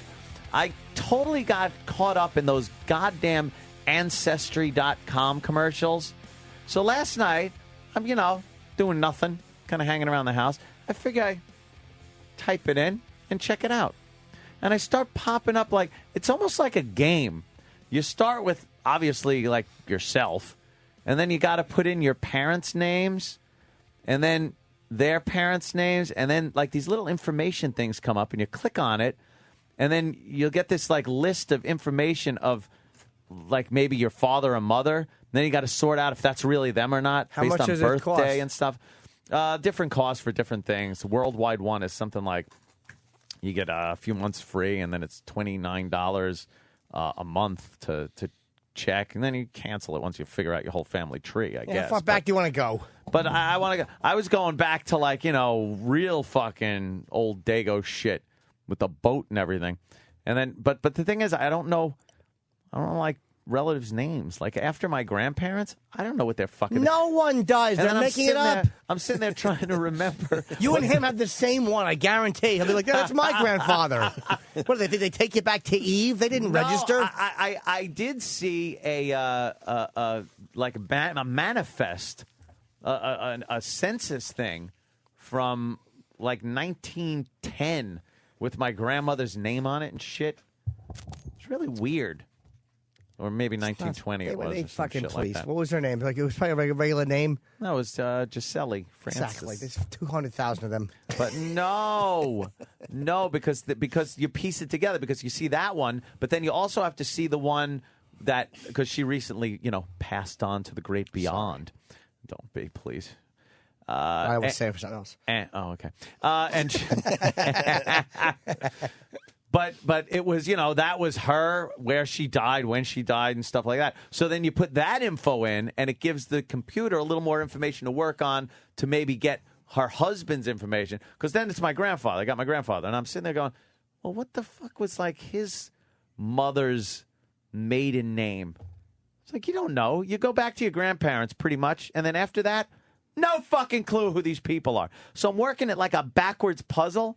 It's kind of interesting, You add the relatives, and then you realize you click on this one. It's like, oh yeah, they have kids, and then you put them in and shit. What was the most interesting thing you've found so far? I haven't found anything interesting yet. Yeah. Besides the fact that there's a lot of information about everybody out there, like ex-wives and really? Shit like that. By the way, 9 days. 9 days till the party. 9 days till Anthony's. I'm fucking done party. Are you really going to have a party? Yeah. You should have a party. Me and Danny going to sing karaoke alone. It's going to be a hell of a fucking time. You're simply the best. 9 days. Singing love songs. TikTok. TikTok. Did you send the check out already, though? No. Well, you're crazy. It's ceremonial, dude. All right. And I'm keeping that interest until the day All has right. to be sent out. Why would I give up, So, wow. Are you happy to be saying your last one? I am ecstatic. It is the last one. Dunsky, after many years. So even though you said goodbye to this relationship well over 10 years ago. 1999. You officially say goodbye to it in 9 days. 1999. How does that make sense? An entire decade. A decade, you had another long-term relationship in there, and then you've had a few since that. I had a complete long-term relationship in there that then ended. It's a different life. Yes. That was a lifetime ago. Yes. So you're just going to have the check delivered. What is Obama doing in Midtown? I'm still thinking if I should do that. Well, Was this yesterday? Running. He ain't running. I'm running. Oh, no. He's going to play basketball with his aides. The cops. That's what he's probably doing. Letterman outside, right? No, he went to a gym to play basketball with This his looks like aides. the side street up by. Where is it? With his aides. That's right. With a lot of his guys who's going to play fella. basketball, actually, with guys he works with. Yeah. Very cool. Play a little To b-ball. the gym. So you didn't find anything interesting from these people No, not yet? interesting, but I'm hoping, to find, because they got a shitload of old documents and everything like that. And then if somebody else is attached to your family somehow, because it's all online. So if, like, maybe somebody's cousin married into someone else's family, you get, like, can branch off onto their family tree and see if anybody from your family is there from the other cousin, maybe the children of that. So it's kind of like building this giant family tree. I know online. So. I know I'm related to Howard Hughes. Really? Mm-hmm. I live his lifestyle. I pee in jars and save them. Yeah, I'm related to Howard I don't Hughes. like germs. Because we have the same last name. Same disease, you mean? We have to be fucking related. Nothing on the same Yours disease would be joke? tough. Jesus. And who was the fattest man in the world? That was a Hughes. Was it? The one that was buried in a piano case. Well, I was. E-Rock Hughes. It was something. James Earl Hughes, not James Earl Ray was the guy who killed King. Something Earl Hughes. Something, yeah. I remember his fat ass in the Guinness Book of World Records. Buried in a piano case. Yours would be really hard to look up your ancestry. Why, man? Hughes is like a fucking common ass How name. many Hugheses do you know? 3,000. A billion. You know how common it is? Kumia is like who? What? Why? You got to get off the fucking boat from Italy. You know my cousin married Italy. My cousin married a Hughes. Really? She didn't have to change her name. That's creepy. That is pretty creepy. And you know what? And they looked into it. So many Hughes. They looked into it did though, they? because they're like, all right, look, I love you, you love me, but we have the same last name. We Yeah. got to make sure there's like, how hot is that? it's different fucking families. But I'll tell you, I went to that wedding and there were people on that side of the room that were Hugheses that kind of looked like people on this side of the room that were Hugheses. Oh, that fat piece of shit. But isn't that weird? Robert Earl Hughes. Hughes Yes. marries Hughes. Robert Earl, there he is. Look at this fat size fuck. of them. Oh my God! What Look- is that? What is look that? at Thigh this meat guy. or testicles? Look at this fucking guy. He's ready to eat his dog. Did anyone ever get fatter than him? Damn it. What was his name again? Robert Earl Earl Hughes? Hughes. What a fat fuck. That should have been a Lenny and Squiggy moment where did anyone ever get fatter than him? And E-Rock walks in with Hello. Hello. How fat was he? something. He was so fat. 1,200 pounds, I think. That's fucking fat. How much was he, Dan? Was it the fattest ever, too? 380. So. What?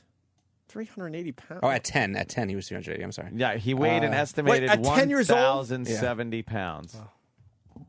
There's people heavier than that these days, right? Is there? I think so. 1,070 pounds. Man, that's fucking fat. I wonder how many times people just yelled, "Get out of the way, you fat pig."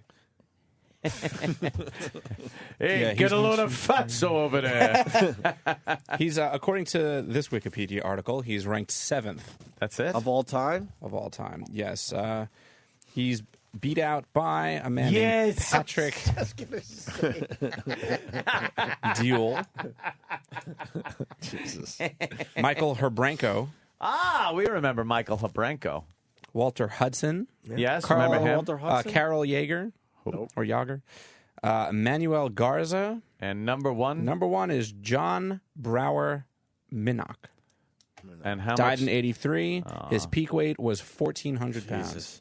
Go back to that monster. Go back to Hebranko because I'm not a big fan of the attention-seeking fucks. He's one of those guys. Only 1,100 pounds, by the way. He actually lost all the weight and then realized no one was paying attention to him anymore, so he actually fucking went fat again. Gained it back. Because it was all about the people paying attention to him. Yeah, he loves being fat. I don't know what he's up to these days, but I think he was trying to lose the weight again or something. Oh, what a courageous Isn't story. he dead? Did he finally die? I have no idea. Herbranko? Yeah. No, I think he's still alive. Yeah. God love him. Oh, God bless his soul. Do you have a picture of him? Herbranko? Yeah. Hang on. Any one of these disasters. Is there anything better than these fat fucks trying to get attention? Walk on them like they're fucking, like they're just carpets. Like a waterbed? Carpets. Big fucking No, goopy carpets. Michael Moore, watch out. He's trying to get into a building. Oh, security's there. Look Yeah, out. They're showing scenes from the movie. The fuck is that? Looks familiar. He's a chef, I think, yeah. Oh, right. If I had He's to the guess. fat chef. Mario Batali. Oh, am I very sick of good. these fucking chefs being famous? Wait, can I? Make me a fucking omelet, woman's job. Holy shit, am I tired of these motherfuckers. Wait a minute. So there was an. I just thought of something. What, honey? Are you mad, Jimmy? Because now I'm really mad. Oh, no problem. Am I mad about what? I just realized they're doing a lot of Michael Moore footage on TV today. Yeah. And I swear to you, I really don't ask for a lot. I really don't. Me and Ann have never asked for a lot. My Yankee ticket. Yeah, we do want our U2 and Yankee tickets. That's true. But it's not like we do that type of thing every day, right? No. So I went to a screening of Michael Moore's movie in the near Penn Station, where it's a scary, shady fucking area. I got the old broad next to me drinking during the movie with her alcohol breath and her bad breath, right? And I'm looking. They had the actual fucking, what do they call them? The premiere. The premiere. The premiere. Why can't I be invited to the premiere? I don't need to walk no fucking, because they also have a side door for just schmucks like myself. Yeah. And take up one of the seats at the actual premiere instead of seeing it in this horseshit theater near Penn Station. I can tell you why. The fuck? I'll tell you why. No publicist. I'm telling you, that's what, because a company's publicist is never going to look out for this show. We know that. We've discovered that publicist would have that. And I want to make connection. it clear. I don't want to walk the dumb carpet, and I don't Should walk the carpet. No, I would no. Why not? But a little respect, where I get to see the movie with Michael Moore comes in, maybe says something before the movie. Publicist. I've been to a couple of those over the years. I'd like a publicist, but I'm much too high a tax bracket now. Someone else gets my publicist. Some underprivileged family gets a publicist from me. Well, maybe with my raise coming up. Yeah, you get a raise in 9 days. Yeah, you should You actually officially get a little raise in 9 days. Yeah, That's get a raise. that's They gonna- help. That's going to be Nice. like that's going to feel really good. Holy shit, 9 fucking days. But why can't we be invited to the actual premiere? Been a nightmare. Yeah, It's a big theater. premiere. And there's a bunch of fucking nobodies in that theater, right? It's not filled with like A-listers. It's a bunch of schmucks. Yeah. What the Yeah, fuck? whatever. What the fuck? Whatever. So what were you talking about? The family trees? Yeah, the family tree thing. It's got to be hard for like somebody with a name like Hughes or, a pretty common name. But mine is like, it's pretty easy. I was able to find the old man really quick. And then you got to go through like the death records. It's like, click, boy, there it is, the death record. And then his mother's death record. Then my mother's death record. Those are the ones you get the most of, death records. Know what you realize? What? That Everyone's dead. everyone's going to die. All the people who died. Died. Yeah. And then a little leaf comes up on the tree if there's info about that person. Then you click on it. How much and is it's like- this? It was like 29 something a month until person. But you get like the first couple of months free or some shit. Why do you need more than a day to That's look this just shit up? Well, it takes a while. No, it doesn't. They have all that no. shit. They're lying to you. No, it takes because you're hunting. It's like a game almost. I was saying that's why I was so interested in it. It's not just like ding, ding, ding, ding. Like you gotta do some investigative work. You gotta kind of dig in there and then try to link the people that you're looking for. Like all of a sudden, there's no info on a person, right? Let's say my grandfather, no info on him on my mother's side. Then I link up my mom and all her sisters and brother to that. Right. And then I link up my grandmother to him. Now all of a sudden the computer's able to look closer and go, all right, now we can narrow it down a little more. Ah, that's That cool. it's this guy. And then you click there and then you get info on his birth date maybe. You put his birth date in. And then you get his records of his death certificate. Then you can put that shit in. So you're just constantly pouring more info on and it opens up another branch of the tree for little things like that. I just thought it was kind of interesting. You know, I my mom's side of the family, I don't know a thing about. No? I don't know. I don't know nothing. I don't even know my mom's name. Yeah. I don't know Your what her name was. mom's name? I know the No. last name, but I don't know what her first name was. I have an aunt that I haven't seen in 26 years. I was sitting racking I my don't know brain. shit about that side of the Racking family. My brain And you trying know to what? figure out maiden names. And And I stuff. don't need to. No? I could give a fuck. I just think it's interesting. I want to No, take it all no, the way. no. But the other side of the family, the Hughes Yeah. side, yeah, I would definitely go the same route as you. But you got to kind of look at the other side in order to get the info Fuck for the that other side, which is That's fucked where up. That's where the crazy comes from. Fuck them. Yeah. Fuck those assholes. They're fucking lunatics. Every single one of them. See, I want to trace mine all the way back to the Moors and see which Schwoogie had sex with my great-great-great-great-grandmother. It'd be faster to find which ones didn't. And let's be honest here. If you continue the moops. If you continue with this thing and you find out that there's some black, Yeah. what goes through your mind? Be honest. A bullet? You No, wouldn't be I happy. I would destroy all records of this, like Lucas trying to destroy the Star Wars Christmas special. Does he not like that? Oh, he hates it. Then why did he make it? Money. Well, Yeah, he could've money said at the no. time. I didn't think he knew. Fucking 30 years later, he'd still be pumping this shit out. Right. But wow, imagine that. I'm going through the family tree, and all of a sudden, what is this? Right. Tyrone Johnson. Right. Who is he? Oh my lord! Oh, Jiminy Cricket! Look at this. Oh. Uh-oh. What if you found out that in some weird way you were related to Obama? That would be a bit of a quandary you're in. Hello, Mr. President. I'm related to you. I'd like to come in and maybe discuss a few things. Yeah, right. Have a beer. Now, these people, there's somebody on the instant feedback. He says the name dies with him. That I always found weird because you got to go back to the beginning of time. Let's say the Kumias or whatever the name was. Yep. So that started. You had ancestors running around with the dinosaurs or whatever. Cavemen. Cavemen. At some point, a caveman fucked a cave lady, had a cave kid. And that cave kid had to survive all the craziness. Had to live through everything. And how does it all of a sudden in the year 2009 for some of these family names? Well, you made it through the caveman era and all that, but guess what? It ends right here in the year 2000. That's the year it just stops. Why didn't you get eaten alive back in the caveman days? That's the year it just... But don't you find that fucked up? Yeah. Like you had ancestors that had to survive some crazy shit for you to be keep here that today. bloodline going, and you're just dropping it off the face of the earth. And if they made one dumb move within the last 1,000 years, you wouldn't be here. Yeah. That's fucked up. 1,000, 10,000, Or whatever. 100,000 I know. years. Just throwing a dumb like year out there. 100,000 years of fucking and having kids. That's a lot and of pressure fucking for the and family having name. kids, and then it ends up with you, and you go, screw it. You fuck it up for everybody. Yep. That's in heaven, living together. Yeah, they're all in See, heaven. we get to live with cavemen in heaven. That's going to be a little awkward. Yeah, they'll be. Yeah. Do they get smart in heaven? How you gonna What is that? How are you going to relate to your caveman relatives in heaven? Yeah. What the fuck is I that know you're about? trying to say hello. They're throwing shit at you. Yeah, it's like, I know we're related, And you're but like, could you please God, not throw shit at me? what Because, is this? Because when I lived, we didn't throw shit at each other. Is that a different heaven? Right. And then what happens with people that like they marry someone, they're deeply in love with them, that person dies.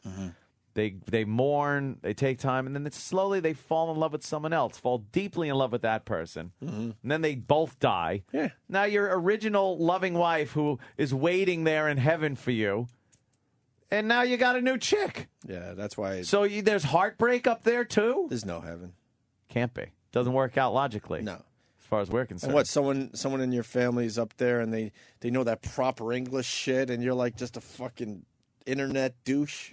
Like Yeah, fucking well, you video gaming douche? How are you going to relate to these people? Will you understand like dead Spanish people, or will you be like, what the fuck is he saying? Right. Or do they speak like heaven? They speak heaven. But then now you got to learn another language, or do you just instantly know it when you get there? Is it one of the miracles? You instantly know, which means it just doesn't matter. But I want to speak English. I kind of like this. Whatever you do on Earth doesn't matter in the end. So now what? It just doesn't matter. But do you get? And what about clothes?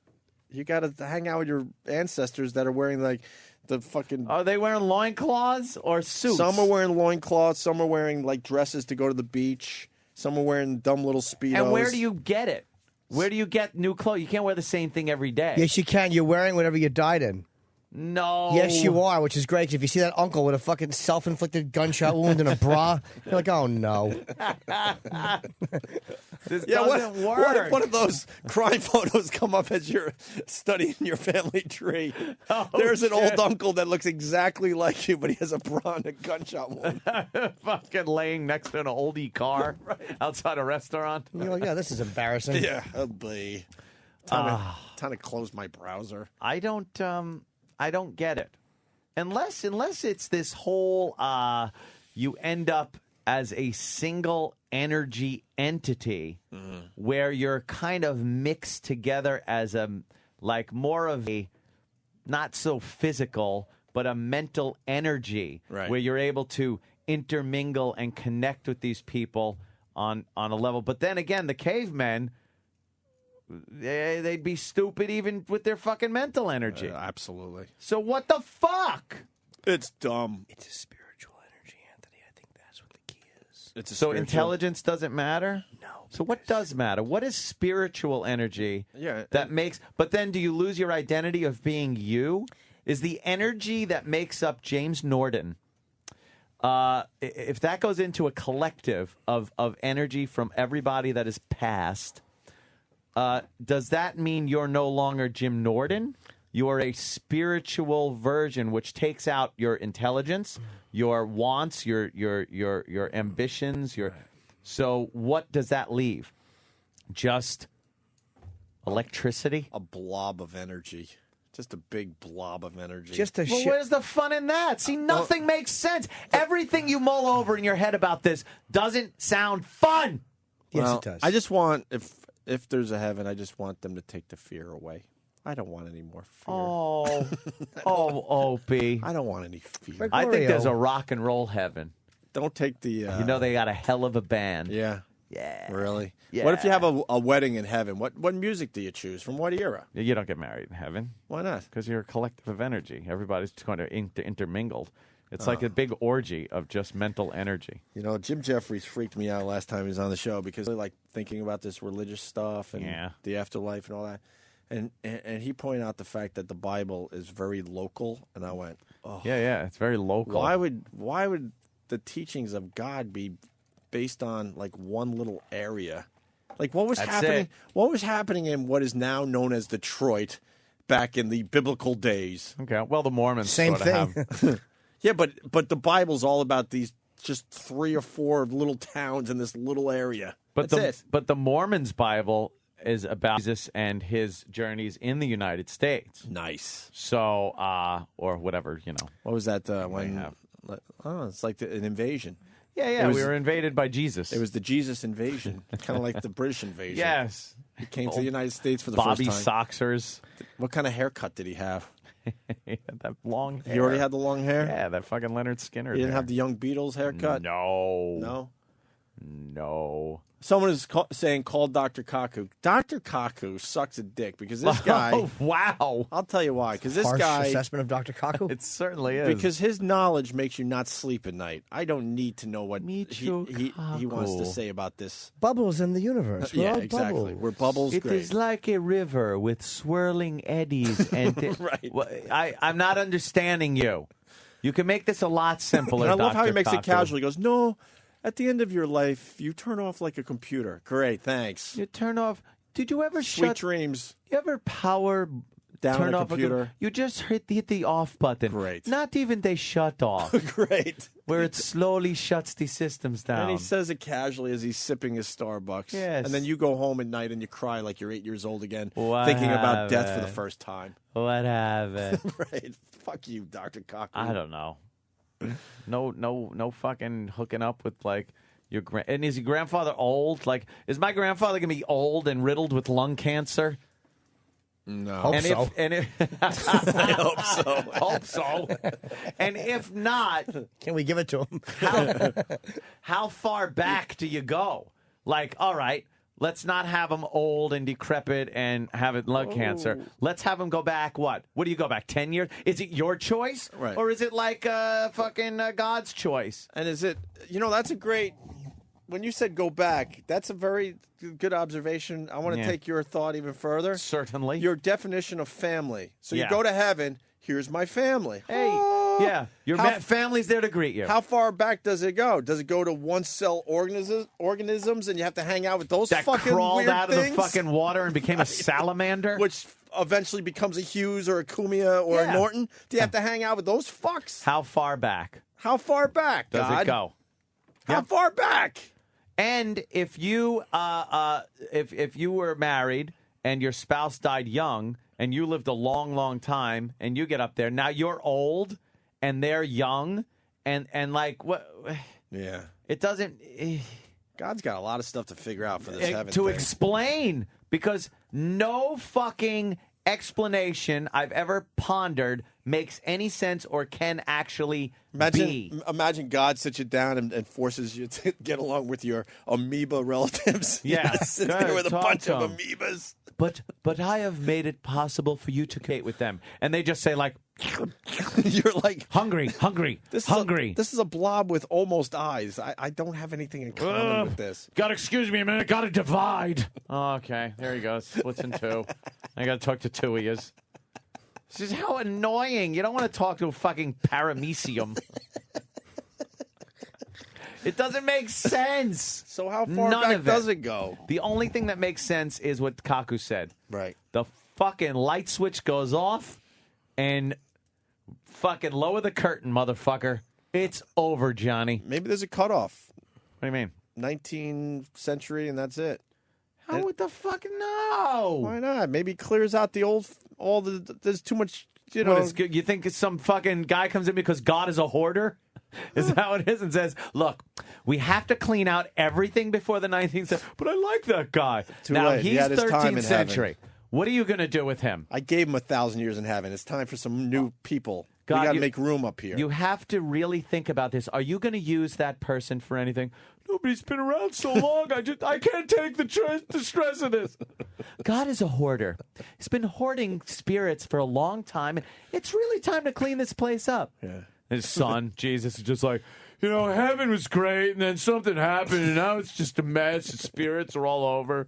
My room isn't even clean anymore. And what if God leaves everything everywhere? What if God decides to get a new interest? Says fuck all this stuff. Yeah, like people are just a hobby. Right. Oh, this guy has information on the localization of the Bible. It's like local radio. I said that to Jim Jeffries, this Bible. Chris in North Carolina. Antonio Gregorio Yini. Hello. Nice. ¿Cómo está? You said my name, Robert. Go ahead. It's like the movie Twins. So you go back in the day, and whether you say, Eve or whatever, she had twins. Out came Arnold. And they followed that path. But what they didn't know was all the crap that got sent over the world, to the other continents. So they focused on that one part of the Bible where all that good stuff was happening, and all the shit just kind of took care of itself. Oh, it didn't matter. Later. All right. That was the titular head of religion and everything that was supposed to be happening was what the Bible was written about. And then the rest of the world was just garbage that, like, hey, you come along for the ride. They're like the extras on Lost. Like, you have your ensemble cast. Right. And you pay attention to them and their storyline, but then you'll see someone walking behind with a coconut or a fucking they have piece a of story bamboo. too, right? And they got a story, but who gives a shit? Yeah, I hear you. Let me say hi to, thank you, sir, Rob in the Bronx. Rob. Hey there, Rob. A lot of questions that we don't have answers to today. Of course. All right, guys, I got one more for you. You just said, what happens? You get married, your spouse dies young, you grow old. What happens if your spouse dies young, and then you both go to heaven? Who are you stuck with? Wait, your spouse dies young, and then what? Your spouse dies young, and then eventually, you grieve, whatever, all that. Now, Ant, you were technically married in God's eyes, so when you die, are you going to be stuck with the ex? Oh my God, I have 9 fucking days left. Don't even. Don't even. 9 days You got left. 9 days, man. No. Good luck. That is one cloud I don't want to revisit. Because maybe God sits you down and goes, Ant, you made some weird decisions on Earth. I know what's best for you. And I think for eternity. Look. I want to. You should. First of all, I don't think God would be making that reunion. I think it would be the other guy. Oh, the devil. Yeah, I think that is more a hell than heaven. But I was never married in the eyes of God, my friend. I went to a justice of the peace, which is not recognized by So you the might Lord. be all right. So I think I'm okay there. But as far as like family goes, who are you singing? Who are you fucking singing? And someday we'll be back together again in the kingdom of Jesus, and you're like, how are we getting back together? I don't know. Whenever I hear religious people say that, when somebody's dying or something, it's like, don't worry, you'll see them again in the. Oh, will I? How? You're probably, the way it works is this. These little James? petty things we have with Reverend Ted? family. And yes, that's the way it works, Anthony. When you die, everybody meets in heaven and chit-chats a little. So saith the Lord. So saith the Lord. Okay. Yes. That's a letter from Chip to the Corinthians. Maybe when people go to heaven, everybody is as happy to see the new guy. Maybe there is no sense of family and prior loyalties. Okay. Everybody, because we're all so spiritually connected, it's everybody is welcomed with equal fervor and familiarity. All are welcome. All are welcome. So you're all welcome spiritually. In the sense of there's no more, hey, I used to know Anthony and Ope and Danny. It's the guy who I never met before, I know everything about anyway, so I'm as spiritually connected. So it's figuratively that you will meet again in the great beyond. When people say, someone's died, and it's like, don't worry, you will be together again. They mean in a spiritual collective. We can only comprehend our individual relationships. Oh, so this is something we can't comprehend yet. I'm assuming All so. right, at least you would could have deal to with that. assume It's too much for you to even understand. You would have to assume Everybody that. knows everybody. It's wonderful in heaven. The streets are paved with gold. Little flecks of it even in your water. So saith the Reverend Ted. Thank you, Reverend Ted. You made me feel a lot better. There are little chips of gold in your beverages. You can request them. Thank you, Reverend Yes, Ted. you can. I was very worried. I had a lot of questions about heaven. In the letter from Hugo to the Corinthians. Hugo wrote Yes. What He the said, hell I did- drinketh not plain water, Lord. What, oh, he was drinking the gold water. Gold chips in it. And what, again, happens to somebody that spiritually is maybe corrupt, but not enough to go to hell? They receive a spanking from the Lord. He rings their bottom. That sounds a little too, I don't know, risque for It's not heaven. risque. The Lord does not get erections under his holy robes. I hope not.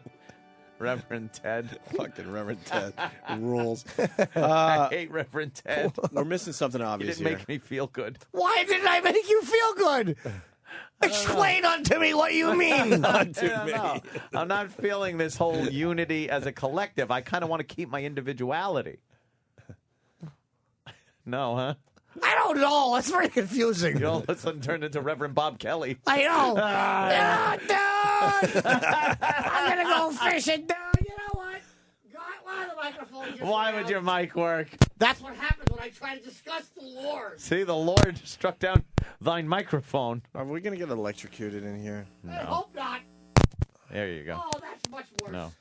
Holy shit. Unplug the XLR and then plug Just it when back I was in. forgetting about the problems we had 2 hours blowing ago, it. now they're back and I'm mad again. Like a roadie.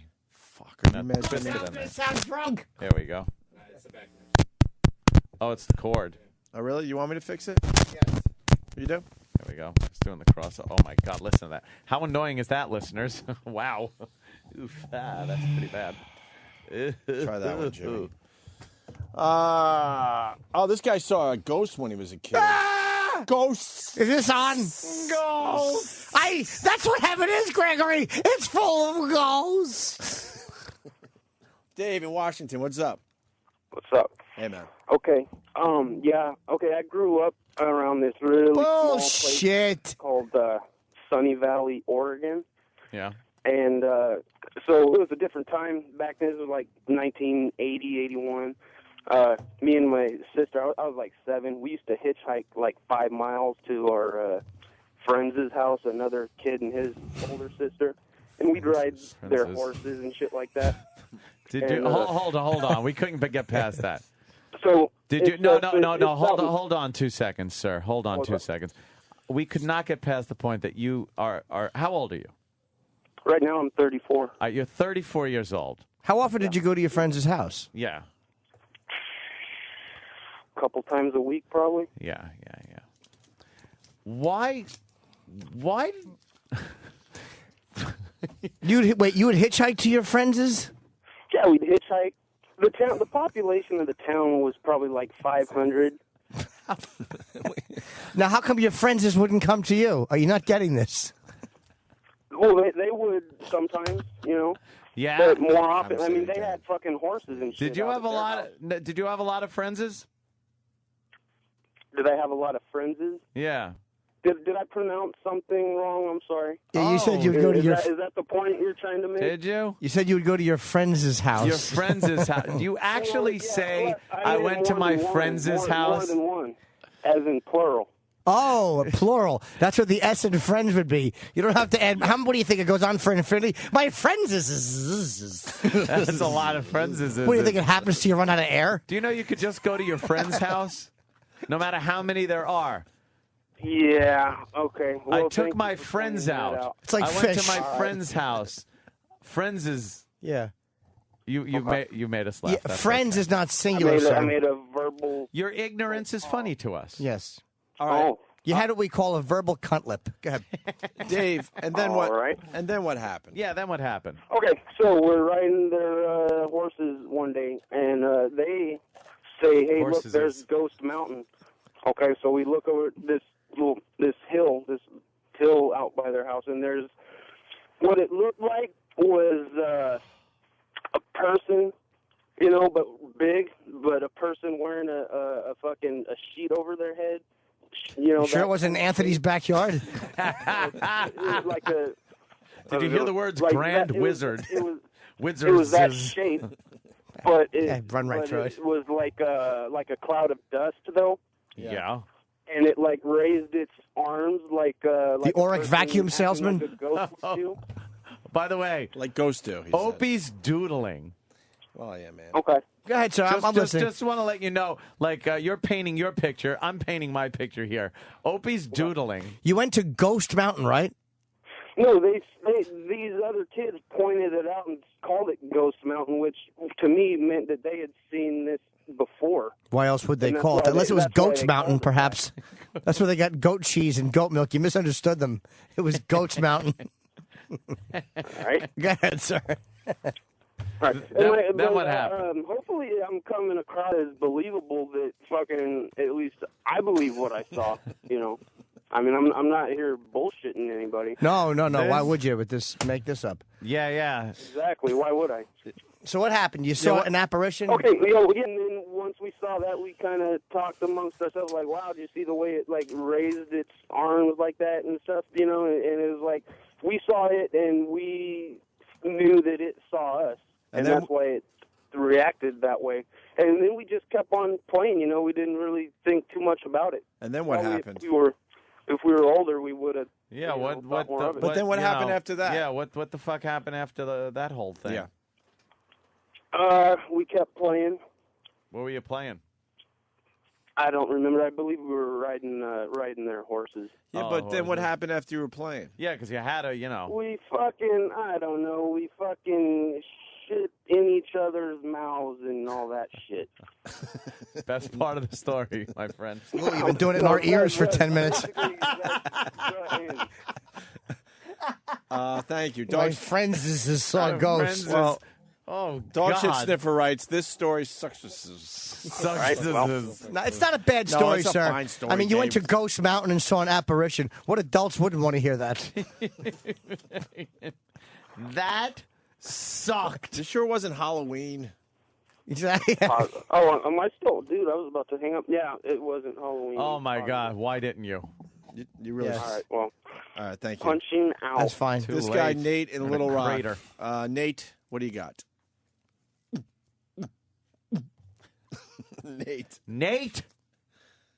Nate says there's an afterlife because he went to a John Edwards show once. Oh yeah. Oh, Yeah, cool. That guy. guy's good. This fucking carny.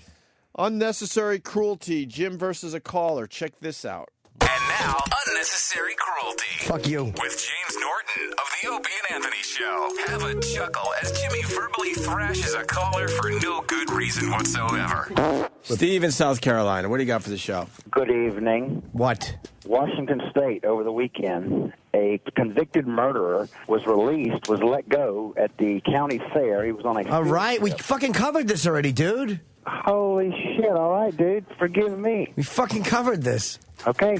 Later. Yeah, right.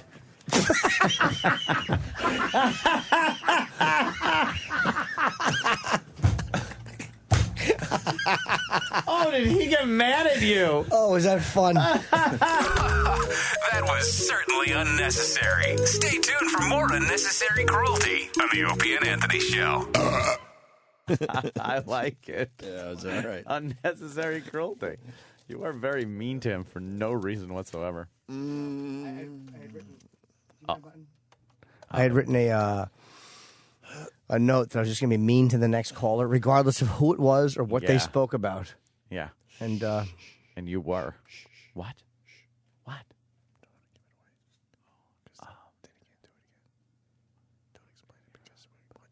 Well, I can't do it now anyway. No. All right, I'll do it now. No. I should announce it. No, don't Go announce ahead. it. No. It'll be good, trust me. All right. How about Hello. Hello.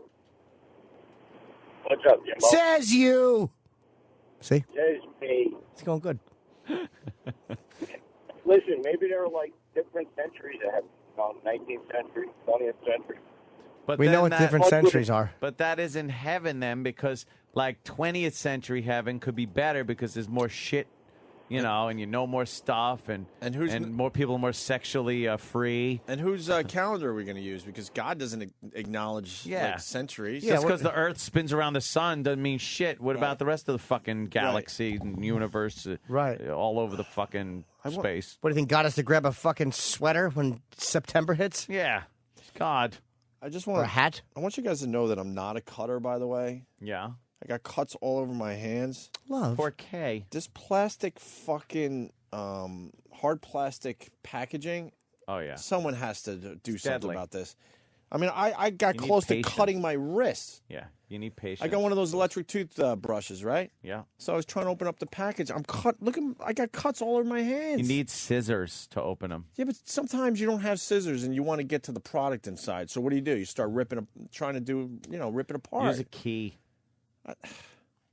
Use a knife. What the fuck is the point? It's dangerous. Use your car tire. Don't you think it's dangerous, though? Yes.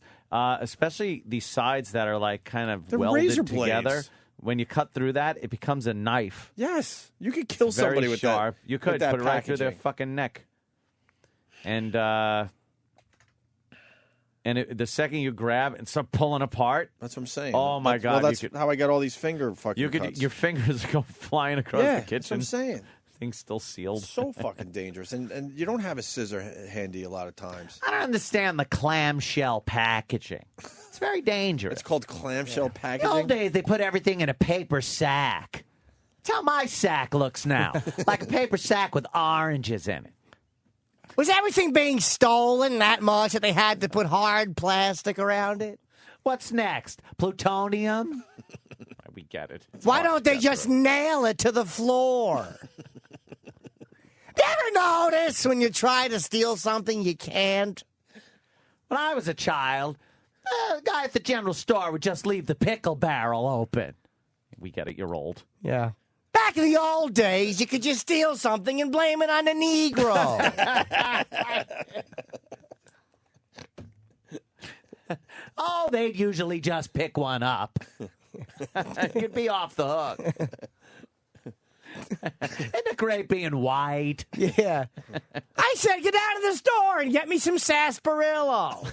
Sarsaparilla? Is that how you say it? It's sarsaparilla. I thought so. No wonder he never got me the right thing. I always said it wrong. Sarsaparilla.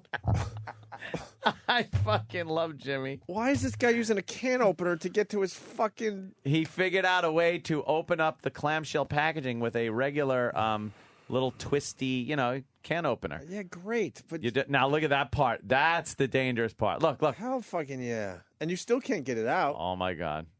See, you still can't get it out. You know what else is great? Now he has to use a knife. Shit, watch out. Now he's using all the tools to get to his fucking product. This has got to be dangerous. You know what else is great? I just got some lousy, dumb little cuts, but I'm imagining it's got to lead to stitches. They use those industrial strength twist tie things and batten down your product to the plastic backing also. I actually threw the product on the floor last night. I was so pissed and frustrated because I couldn't get to it. There you go. The guy Nice only had to comment. use a knife and a can opener to get to his his game fucking console fucking whatever. I forgot the fucking controller. You just lost interest halfway through that statement. It's just like, you ever do that? You just lose interest. And you're like, just I like, got to whatever. continue it because we're on radio. You ever but- lose interest halfway? A lot of people say they do that during my segment. Andy Rooney, you think there's a heaven? I hope so. Andy wasn't prepared for I that know. question, And- obviously. And you know how we were just talking about it? I was like, maybe. Oh, let me ask Ed Bradley. I wonder if you wear your earring in heaven. Will I make mundane, boring points in heaven?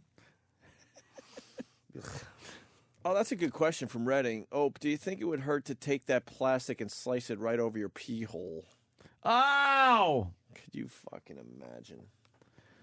Here you go. See, I knew there was something here, Ant. my dumb scratches are going to lead to a little topic here. This is a quick topic. Sean in Albany. Go ahead, Sean. Hey, yeah, I actually cut off a little portion of my, or not a little portion, but a portion of my thumb with opening a plastic package. Yeah. Where it was just trying to put a little cut in it and tried to rip it open, and it hit my thumb. And it sliced, like, the side underneath the nail. Like, just one side, like, down about halfway down that knuckle, and it went straight through the nail to the point where it had to just be taken off. And Jesus.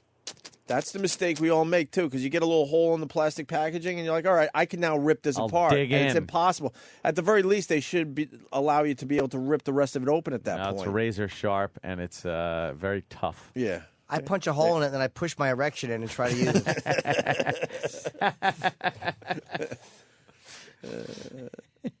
Can you imagine that if you had a package and you had to open it with your dick? How awful that would be. Good way. Got to kill the joke. Try Christmas morning with 4 young kids. I used a drill and tin snips to open up their gifts. Dirty Ralph.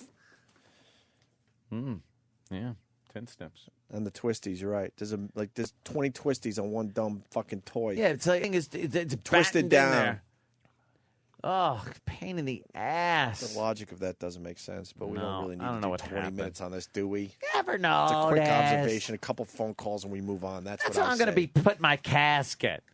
I'm just going to drill a bunch of holes in the bottom of it and then use twist ties to hold me down. I have a fear of falling out during an earthquake.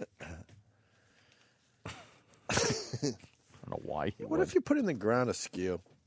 That's got to suck. Kind of leaning? Maybe they Velcro your body to the bottom of the Everything coffin or rolls something. over. Yeah, do they level that bottom out, those grave diggers, or they just don't give a shit? Those Mexicans don't give a shit. They throw that box in the ground. See. Put some dirt over it and they go to lunch. Yeah. I don't care how you're I like that little placed in the strap ground. mechanism. Brrr, lowers the coffin in there. Pretty interesting. Not really, but... Just use scissors. I said, I understand that, but sometimes you don't have anything around like that. Oh my God, Ope, how bad do you need a brush? The electric toothbrush is the best invention ever. You just sit there. You just sit there. It's easy. Meh. It does everything for you. You like that? I don't like it that it costs $130 for one of these brushes. Does it get all over your mirror? I brush Like, in the shower. You brush Do you your really? teeth in the shower? Hell fucking yeah. How nuts are you? No Why? one does that. Jesus Christ. I do it on the toilet. Dude, I'm going to rush you in. Exactly. He's got his shoes on, his dress. The shower is just water that falls over the toilet so we can shit, brush, and wash at the same time. Have you guys forgotten we do morning radio? Yes. It's like a NASCAR pit stop. Yeah? You do everything in the shower at once. I don't shower in the morning. Oh, well, I that's, showered the night before. no, that's why. Because, I mean, I'm not going to waste another few minutes that I could be sleeping, brushing my teeth in front of a mirror when I could do it in the shower. Well, I'm waking the fuck up. What about jerk-off time in the shower, though? My jerk off time in the shower. I shower the night before. It's way down over the last few years. I can never jerk off in the shower. Way Why down. not? Easy cleanup. And then you get a little shampoo in the pee hole and it No, burns. ew. I No. do that in bed. I use shampoo. No.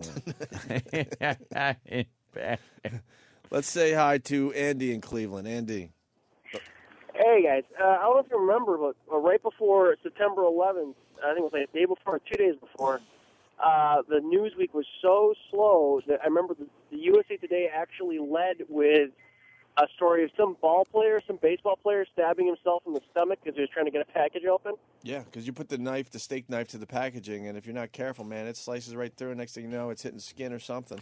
Yeah, that did happen. That's right. Can you imagine opening that packaging and you fucking jab your eyeball with a piece of that plastic? Ow, no. All right, well, I'm bunching up. All right, thanks, sir. A lot of components are small, so they have to put them in big packaging so they can't be stolen easily. That's like kind of where it started. But I don't think a game controller has to be put in that. No. They don't want people futzing with it either, like opening the box and futzing. The fucking Opie and Nana show. I love the Nana words every so often. He's futzing with it. Fix the aerial. I have to watch my stories. They use it in a bad time, though. Like, one just raped in the nursing home. And they're like, yeah, a bunch of the orderlies were futzing with her. They were futzing with her. Going back to the Michael Moore movie, just because we had a Cleveland call. I don't know if it's a real song, but there's a song in the Michael Moore movie about Cleveland. It's like the song for Cleveland. Is it? And it's a goof song, and I'm I thought not it was sure Cleveland if he, Rocks. I'm not sure if he grabbed it off YouTube or if he created it for the movie, but pretty fucking funny. Danny, if you could see if Cleveland has a hometown song. I bet Cleveland Rocks comes up. Just Cleveland Rocks. Now this Cleveland Rocks. Cleveland. Yeah. It's funny enough to see if it's out there already or if it's just part of the movie. In the meantime, let me go to Rob in Columbus. Rob. Yeah. Hey, Rob. Go to YouTube because they show the city and the homeless people and all that crap too.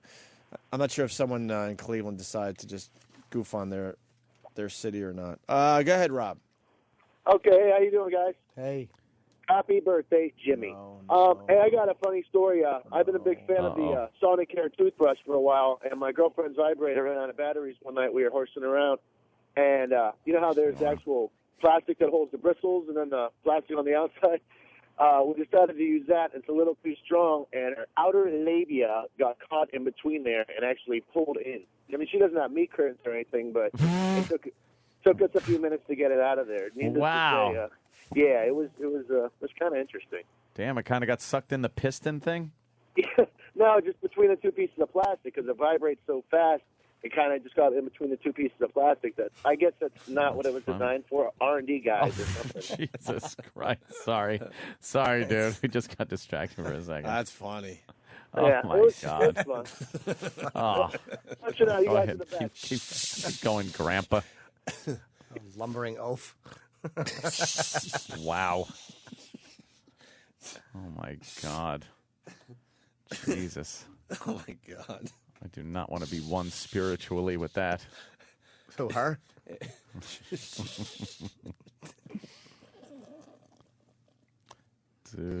Hey, he continues it. Ooh. That's all I know. He continues it Oh, every I know. fucking day. I know. That's all I know. Oh. Mm-hmm. How'd you get on some good porn there, Danny? I typed in toothbrush pussy. All right. Toothbrush pussy rules. Like toothbrush pussy. Toothbrush pussy. Yeah. Yeah. That's why they're selling a lot of these toothbrushes for women because they have a plastic like a cover that goes over the bristles. And I'm like, what, to keep your brush clean? No, of course not. It's so you could vibrate that shit on your clit without using the bristles. I've been watching so many girl masturbation videos over the past couple of days. Mm-hmm. When I'm not tracing my ancestry, I get on the internet and look at pornography. I saw some chick use, I guess, about 5 Sharpies. She put a bunch of Sharpies together. Did she put a rubber band around them? No. She just held them, put them in there, and just... and she was totally getting off on them. And then girls using their hairbrushes. That's a big one. Danny knows the site. Oh, yeah. FattyArbuckle.com. He knows the site. They use their hairbrushes. They use whatever, is around the room. Chihuahuas. Yeah. Did you see? I saw a video the other night where some girl was putting cake icing on her pussy and trying to get her dog it. I missed that one. And she must have been on Skype or something because they were also, I heard voices in the background. Another girl's voice asking, what's the problem? And she's going, I don't know, the dog doesn't want to do it. And she grabbed the dog's head and is pulling it towards her pussy. And the dog is doing that back away, doesn't want to be there move. It was fucking great. That is great. And then she goes, now I got to go to the bathroom and clean it off. She goes, she goes, should I use butter? And it wasn't even like a crazy one of these Mexican kind of beat up girls. She was like a college girl. It was fucked up. I watched it 3 times. What kind of dog was it? It was a golden, I guess a Goldie, like a golden retriever. Yeah, golden retriever. But she just put icing all over her pussy. Okay. We got to take a look at that. Yeah, it's a good one. But girls will find anything. Well, someone, Kevin from Connecticut writes, he's good for one. He writes, Danny, type in Power washer asshole. No way. No way. No fucking way are you going to power wash Kevin rarely your fails asshole. on this show, so I think we might have something here. There is no way that's possible. Yankee tickets, Steve? Not yet. All right. Cool. There will be hell to pay if you don't get them. No? Mom! Yes. We finding it there? Steve, what site do you Nothing? find good, cool videos on? Is there any like CarmineRagusaWigs.com?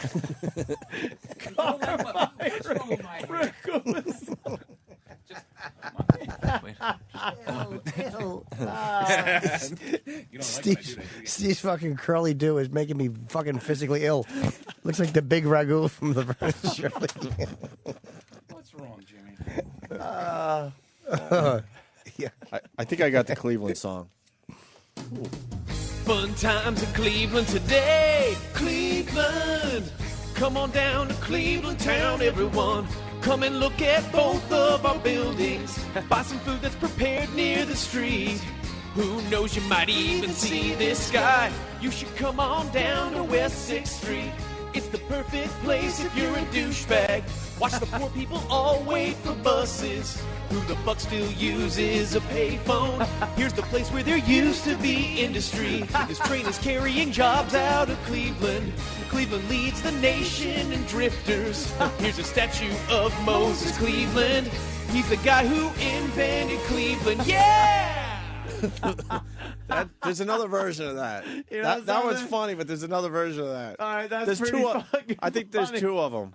Holy shit, if you haven't been to Cleveland, man. This is My Town by Michael Stanley Band. Oh, shit. There's a version of that that's very similar. Is there, let me see. Yeah, let's try the second attempt. Well, then I better get some post-its. Fun times in Cleveland again. Still Cleveland. Come on down to Cleveland town, everyone. Under construction since 1868. See our river that catches on fire. It's so polluted that all our fish have AIDS. We see the sun almost 3 times a year. This guy has at least 2 DUIs. The flats look like a Scooby-Doo ghost town.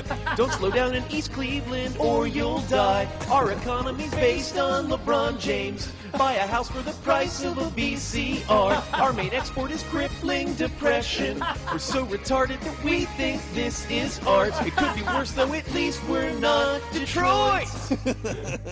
We're not Detroit. That's the one from the Michael Moore movie. Wow. It's not a Michael Moore original. That obviously something he found on the internet. You know what's That's great? fucking funny, thought- man. When we went to Cleveland for the road show, I thought like we were the only ones that noticed I thought it, we were right? making this big fucking discovery, right? That Cleveland is It's a hurting. fucking empty shell of a fucking city. In all fairness, we understand that the action is out of the city now, but that city is a horror show at this point. Yeah, there's just nothing there. It's hysterical. That is really good. That is another one? really fucking funny. I just want to hear more of these now. I know. Did we do all of them, I guess? Was that the Michael Stanley Band? Because someone's suggesting This Is My Town by Michael Stanley Band.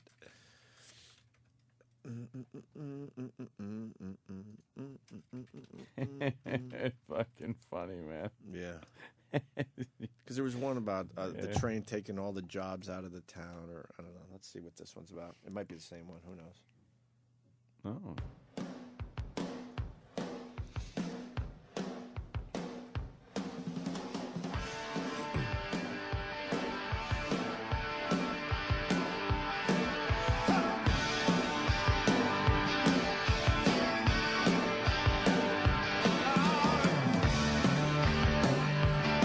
I don't think this is a goof. I just think it's a song. I think it's Then why why are you suggesting this? This guy's. We want the goof ones. Like he this really guy's likes. a rocker. He really likes Cleveland. I think he does. Long enough intro. No kidding.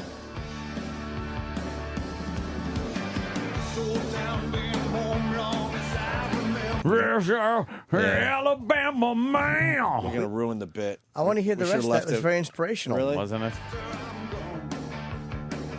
Say Mike McDonald. Yeah.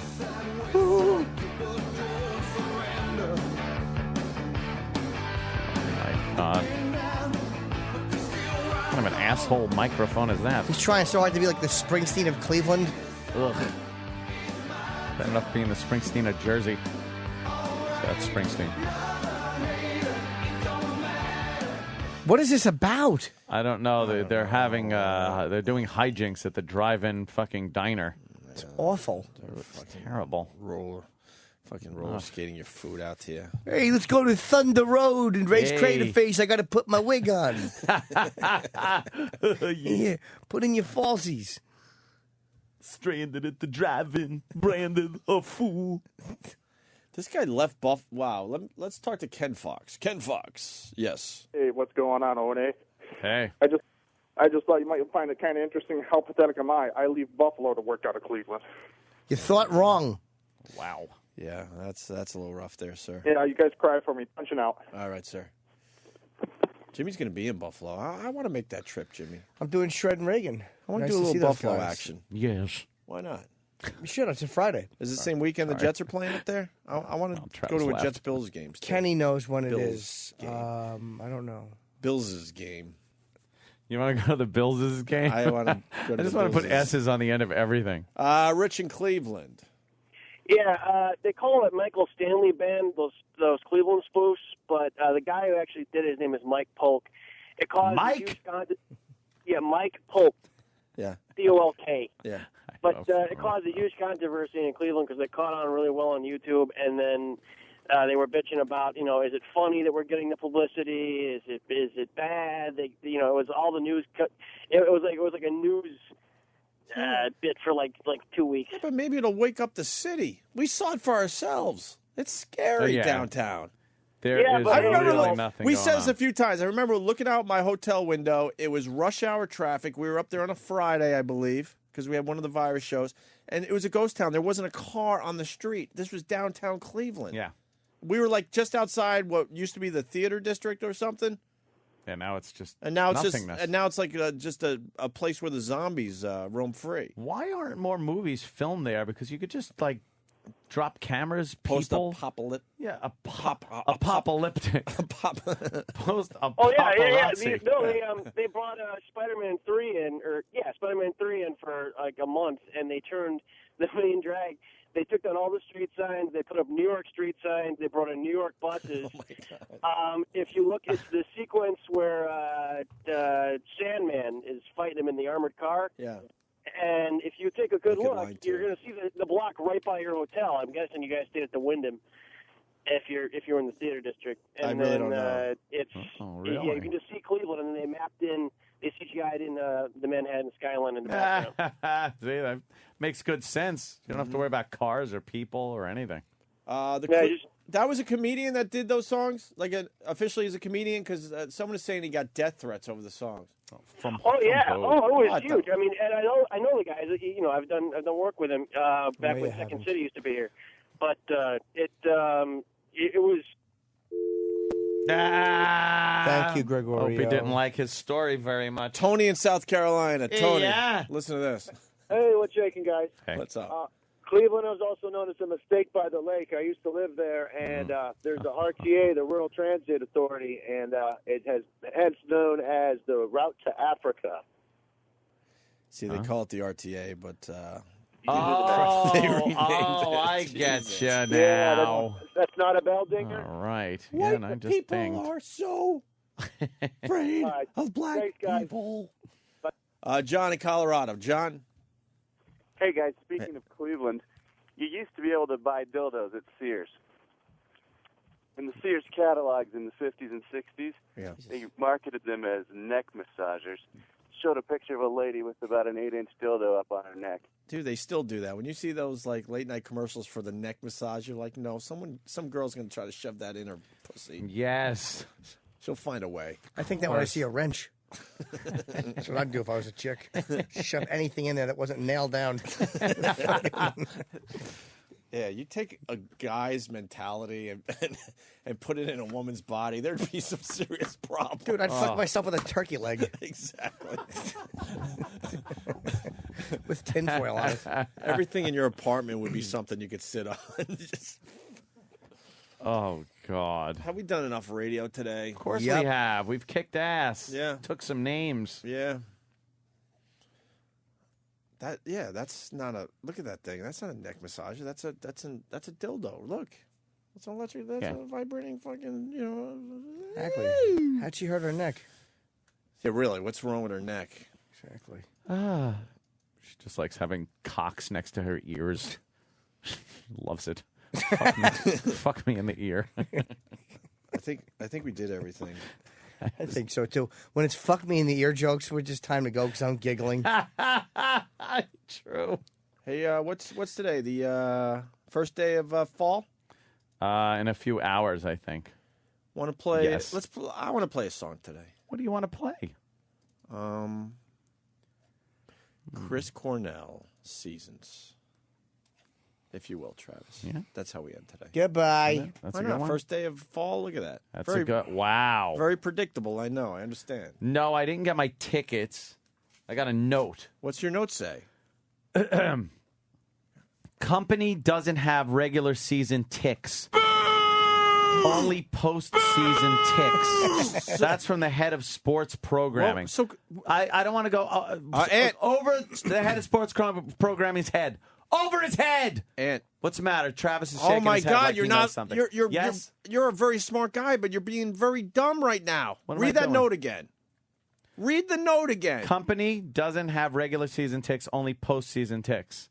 That's from the Stop. head of sports programming. Who gives a shit about a game that doesn't matter Sunday? Tell him right now I need postseason ticks. Believe me. Look. See this note? Yeah. It's going in my pocket. Can I hold it? I'm No. Ant, they just I'm fucked. saving it. They just fucked up. They now No, have to give you they did. postseason tickets.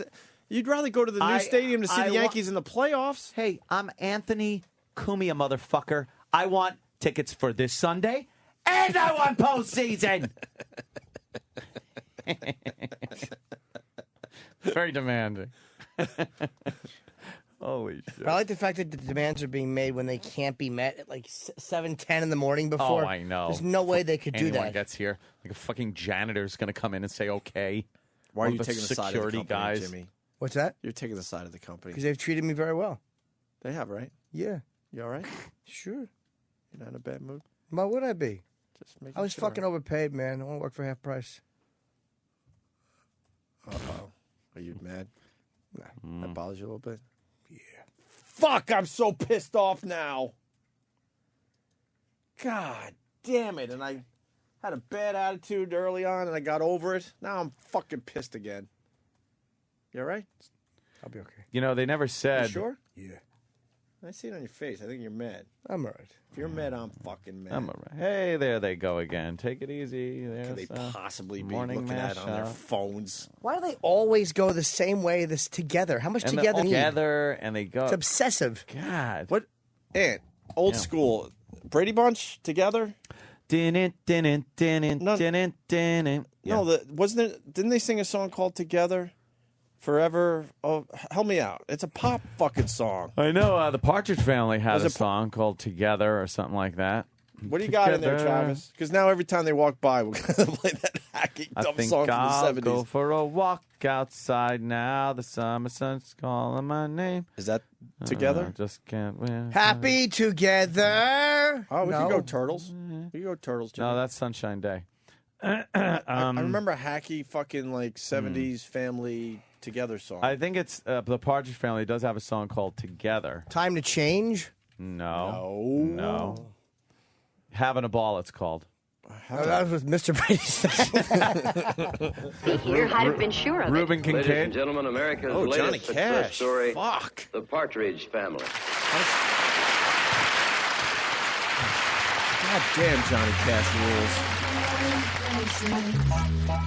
Danny, download this for karaoke immediately. Look at stupid Danny Bonaducci. Good lip syncing. Groovy.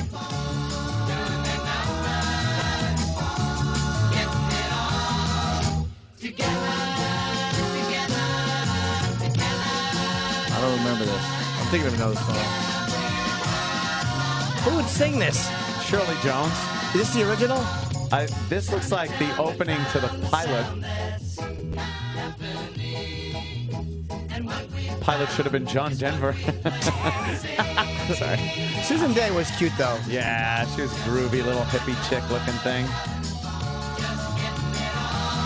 Jesus. Danny Bonaduce looks so funny as a little kid.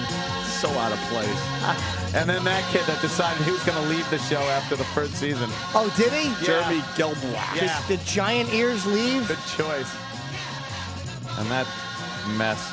And Reuben Kincaid, kid toucher. Was he? No. Just accusing him falsely of... Wait, the little brother left after the first season? Yeah. And then they got that blonde-headed kid and just renamed him and said, you know, it was the same kid. Yeah, they made like he just had he morphed overnight into a blonde-headed kid. Let's do this for the morning mashup because they're always together when they walk by our studio. Happy together, just a hook, put it in my machine. Oh, happy together is good every time. Every time. Then they you'll walk know by. she's coming by, and Yeah. and the audience will know why we just stopped talking. Exactly. Good. Exactly. Like the way you think. This guy's trying to cheer me up. Mike in Indiana. What? Mike. Hi. Hey, Mike. Opie, I think I got something that'll cheer you up. Last weekend, my son managed to get bit on the penis by our family dog. Jesus. Ow. And he can't explain how. How old is the kid? 17? 13. 13. Oh, buddy. Were you He missing? left puncture wounds. He had to go to the doctor. How much peanut butter was left in the peanut butter jar? Because, I mean, if you said 7 or 8, I'm with you. 13, we all know what we were doing at 13. We were trying to figure out how to get off. Exactly. That's kind of what I was thinking. Yeah. But he can't. He says he don't know. He was peeing. I'm thinking, why was he peeing in his bedroom? And why would the dog just snap at the penis like that? Unless there was something on it. I think there was some hijinks. A little All right, hijinks. guys. All right, Bye. thank you, Button sir. out. All right. Why don't we play Chris Cornell Seasons? First day of fucking fall. Go fuck yourselves. Ron and Fez next. Thank you for listening. Bye. All right.